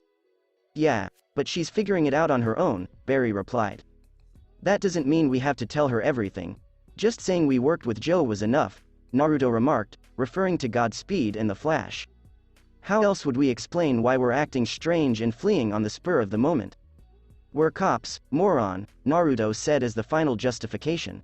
CSI actually, and like you said, if there isn't a dead body for us to look at, we don't have to be there. Yeah, but she doesn't know that, Naruto replied. She goes into my lab all the time, dude, how could she not? Barry remarked, unable to recall a moment when she wasn't present. Then pull up the information and say there was a break in that case, Naruto explained. Dude, we're out of lies, and you know it, Barry stated as he said the same to Joe. No, you just suck at them and can't keep track of them, don't deny it. Well, sorry for not being a trained assassin disguised as a speedster, Barry stated flatly. I was a trained ninja put in a human body, Naruto explained, which was a more accurate description. What's the difference between a ninja and an assassin? Both kill people, Barry concluded. I never did until I came here, Naruto stated emphatically. Look, man, you're Mr. Honest. Why can't you see that we need to tell her before it's too late? Because dude, that's how she is. If we add her to this, she'll jump at more danger. We've already saved her a couple of times, and I won't deny she's helped us a few times, but it's limited, Naruto explained. If we don't tell her and Eobird comes after her, that's on us. We already know he can't kill Eddie, Barry stated after realizing that Thawne's time travel was a shambles. Yeah, and killing Eddie doesn't solve anything, Naruto answered, because killing him wouldn't change what Thawne done. So we're just supposed to keep lying and watch her and Eddie's relationship crumble? Barry inquired. You don't seem to have a problem lying when that happens, dude. Have you moved on? Naruto inquired of Barry. I can't keep lying to her, it's destroying our friendship, dude, Barry stated as lying to her became almost physically uncomfortable. Well, this isn't just your secret, it's mine, as well as the rest of the team, and Barry, and I'm serious, it'll be your mess. Fine. I'll just do whatever you say because it seems like I can't be myself at all. Barry responded because he didn't want to test Naruto's idea because he had received a lot of reaction for not listening to him. What's that supposed to mean?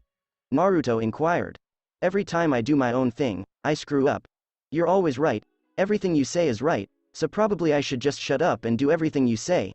So what do we do? Barry asked, his voice a little melancholy. Dude, you don't have to be a little soldier. All you have to do is learn, Naruto told him. Then why can't I ever seem to get anything done? Everything I do messes up horribly, Barry wondered as something blew up in his face. Naruto addressed him as, dude, I can't move on, I can't get any faster, I can't repair what I had with Iris, the very trust I have in my friends is being questioned, I don't know who to trust anymore, man. What are you talking about? Naruto inquired, I don't know who to trust. When Harrison told me about what to do to FaZe, he sounded like he'd done it. When Mason Bridge looked into him, he vanished. I think Wells is Eobird Thawne, and I'm not sure I can trust Caitlyn or Cisco anymore. If he was him, I'd sense him didn't work so well when the other you showed up because you were both identical. Naruto replied to him. You said he's connected to the negative speed force, maybe that's why you can't sense him because you're connected to the positive speed force, Barry speculated. Then I'd get the opposite reaction, Naruto explained. It's just not adding up, man, Barry sighed tiredly. You're right, but Barry, I've known this guy for almost 2 decades, Naruto remarked to him. A speedster killed my mother, and the explosion turned me into a speedster, Barry explained. Wells went to see Simon Stagg, and then poof, no more Simon, I don't know anything anymore. Oh fuck, I forgot about Stagg, Naruto remarked as Sapphire was about to return to the city. What do we do, man? You're the only person on the team I could tell, Barry remarked, knowing Naruto could be trusted following Naruto's Wrathfest. We see someone who Wells never trusted in the first place, Naruto explained, but we have to deal with Iris. Who, Dr. McGee? Barry inquired, curious as to who he was referring to. No, Hartley, Naruto responded, knowing that the sound hero would know better. Everything was restored to normalcy by Barry and Naruto. Yes, Iris, they got their suits and toys from there, but that's it. Everything else is their own, Naruto explained as the government and Argus contacted STAR Labs immediately. Are you sure? I mean, Iris attempted to inquire. Look, Iris, maybe it'd be a good idea to stop looking into this. Just stop trying to look into something that has nothing to do with you, Naruto remarked firmly as he threw Barry and Eddie glances challenging him to challenge him on that. Felicity and Ray ate quietly while watching the drama. Why? What's Iris was about to question, but Naruto beat her to it. Just stay away from there, Naruto stated honestly, and you know I don't mean that as a threat, as just to clarify you've been kidnapped and shot at for regular stuff. But I'm a big girl, I can handle, Iris stated emphatically. No, not this. There are some things you just can't be prepared for. This interview is over, Naruto remarked, heading off with Bree and Linda, who had luckily completed their food. Don't you think that was a little harsh? Bree questioned. She's kind of a magnet for danger, Linda added, confident that she had previously saved Iris' skin. Yeah, but what brought that up? That wasn't like you, Bree commented as she looked at Naruto. Trust me, Bree, there's a limit to the level of insanity as it is with her, Naruto replied, sighing. Bree said, geez, okay, don't bite my head off. I'm sorry, but she's a lot of stress, Naruto stated, noting that she was more of a headache than Barry.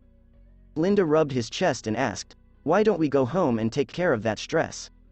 Oh, that sounds like fun, Bree replied as she kissed his neck. Good, because I need the stress relief right now, Naruto stated as he led them away. Warning. Lemon, holy fuck, Bree exclaimed as they were in Naruto's room and on his bed as he ripped her clothes off, seeing him swiftly strip and seeing his very huge member. I know, right? Are we expecting any more friends to show up? Linda inquired, hoping to see Caitlin or one of the other females. Naruto smiled as he added, nope, just us.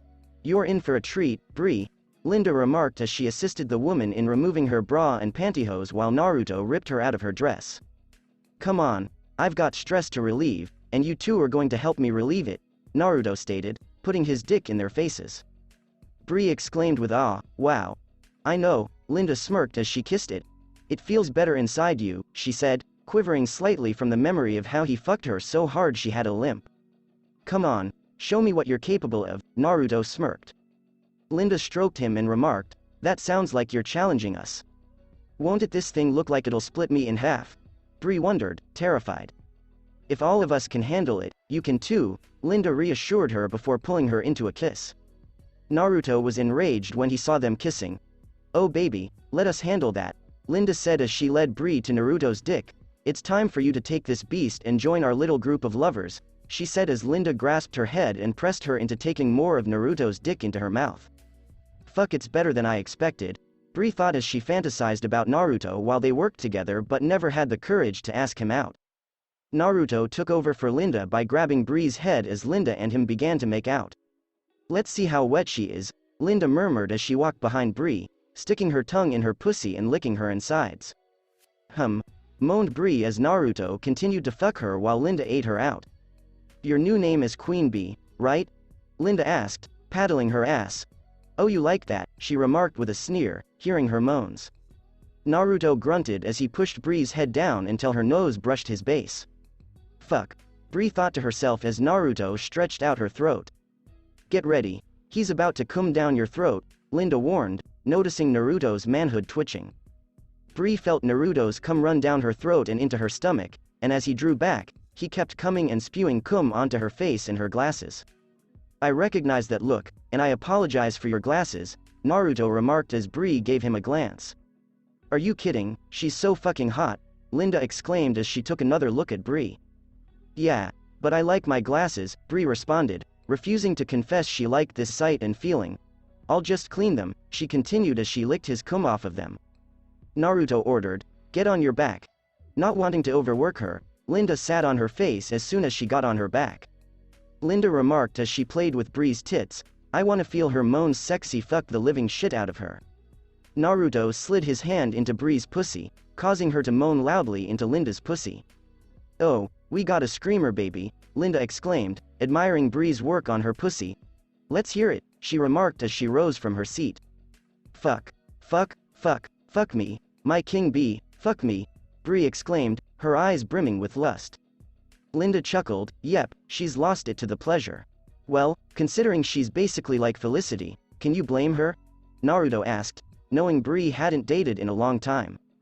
God damn, how do you people deal with this monster and stay sane? Bree asked Linda as Naruto fucked her inexplicably. We don't. We get real slutty and can't wait until the next time he fucks us. Tell me, Bree, do you want him to keep fucking you? Linda inquired, a little coyly. Yes, I never want this to end, Bree exclaimed, ecstatic. It never will, Naruto murmured quietly in her ear. Bree drew him into a kiss while he grunted in pain, her nails digging into his back as she wrapped her arms and legs around him. Come in me, Naruto, do it please, Bree pleaded, wanting Naruto to take her insides. Naruto poured himself into her womb, every inch of him. Is it a safe day today? Bree pondered before not giving a fuck because this was too good to be true as she saw stars before passing out. Linda recognized her opportunity as she began clearing her out. Naruto grabbed her and made her laugh. I've always wondered what it would be like to be fucked as I fly, Linda remarked as Naruto came up behind her and grabbed him, hovering over the bed. Looks like I'll have to stay close, Naruto told her.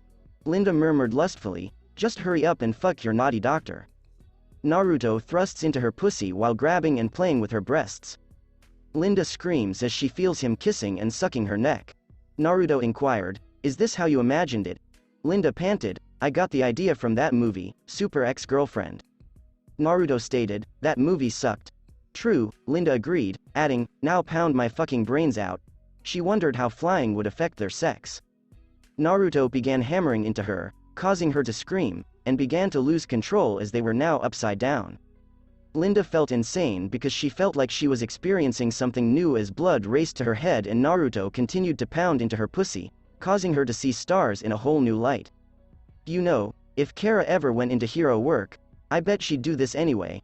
Naruto thought to his Kryptonian lover, and she'd love you taking in her light, she'd probably want to keep you, he said as Linda let out loud moans as she was lost in the bliss she was feeling. Linda could only groan and mutter incomprehensible babbles before collapsing onto the bed as Naruto continued to pound her. Where do you want it, Linda? Where do you want me to come? Naruto questioned as she continued to babble. Guess I'll have to do it everywhere, he said using his super speed coming inside all her holes and all over her. Woo, well I'm now stress-free, he said as he lay back. End of lemon. Naruto was now sleeping on his bed when he heard a phone call. Hello? He asked, listening to the person on the other end of the line. What? He replied urgently. Fuck, hold on, I need to grab some things, I'll be there in a few, he said, sprinting to STAR Labs. 1 hour later, in Starling City, Oliver and Quentin were currently in the back of a police van when it was stopped because something had fallen on it, and as Quentin emerged, he saw another green arrow. Oliver Queen isn't the arrow I am, stated the man as he removed his mask, revealing Tommy Merlin. Tommy? Oliver said in surprise, certain that he had perished. Later, at Arrow Cave, hey, Dick, Naruto said as he noticed Oliver enter. How is Tommy alive? Oliver asked Naruto and his team at a console. Yeah, that one was me, Naruto replied as he showed Oliver a computer screen of a deceased man, Danton Black. This man had the ability to replicate, so I removed his DNA and added Tommy's, he said, referring to how easy it was to obtain Tommy's DNA from the hospital where he had been admitted. So you made a clone of Tommy? Oliver inquired. Yes and no, these clones are blank, which means they're an empty shell, but with some tech I had Caitlin help me with to focus on the brain, we're wirelessly talking through him and moving him, Naruto said, since it was the only thing he could think of on the spot. Oliver inquired, what happens to the clone? Argus owed me a favor, Naruto grumbled, a prison riot is going to happen and I'm going to activate a dead man switch, the clone will disintegrate, no pain, none of that, and everyone will think he escaped. I don't know what to say. On one hand, I'm angry that you used my deceased friend, but on the other hand, if what I'm guessing is correct, you saved Roy, Oliver stated, seeing Roy in his suit tied up. Yeah, he was going to take the fall for you, you're welcome, and Tommy is the only one we could use right now, Naruto explained, as it was difficult to explain a dead guy coming back to life, and as of right now they were analyzing his DNA, which would be a complete and total match to Tommy Merlin. Thank you, Oliver murmured, at a loss for words. Dig commented as he assisted Thea in controlling the clone, I don't think I've ever heard him say that. Yep, Felicity agreed, chuckling. I miss you, old friend, a prisoner remarked as he alleviated every difficult moment of his life. I'm here, buddy, Naruto shouted from outside the impermeable cell. You ever gonna tell me your name? He asked, hearing a messed up, slightly gruff metallic kinda giggle. Shall we just say my name is biblical, in Hindu? The man inquired. Savitar? Naruto asked, as that was the only thing he could think of given his position in the Speed Force. With a chuckle, Savitar remarked, only you would know Hindu.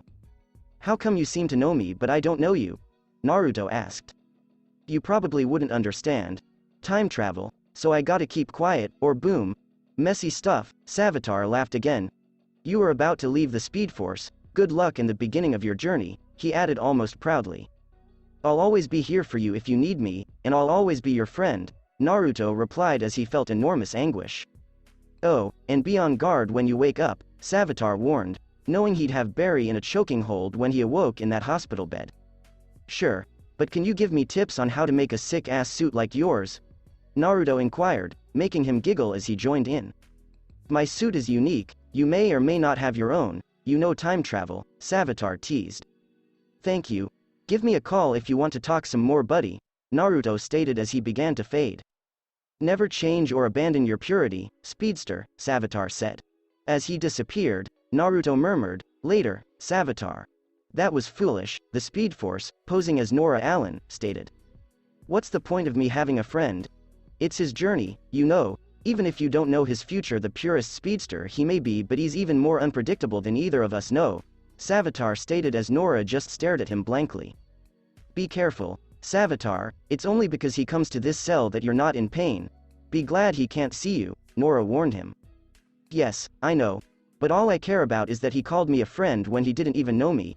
He is the only friend I have. Savitar said quietly. Even in the future, he was the only one who respected me and didn't see me as nothing more than a cheap copy and didn't abandon me. What happened to you was a choice, and while it is tragic, I can't undo this loop. Only you and Barry can, Nora explained, as there were only two options. I know, the future is unavoidable, Savitar boasted. And the present is constantly changing, Nora murmured as she walked away. I will win, Naruto will fight me. But he will never kill me, he is too loyal, Savitar stated confidently. Indeed, the Speed Force responded, but perhaps he'll change you for the better. He has, Savitar answered, adding that Naruto's interaction helped him feel a small bit of true existence after Naruto had relieved him of anguish for eons. To be continued. That's it for this part, guys. Thanks for listening to this video. I hope you did enjoy this particular story, and if you did, like, share, and subscribe for more. And thank you all for helping support, and have a great day.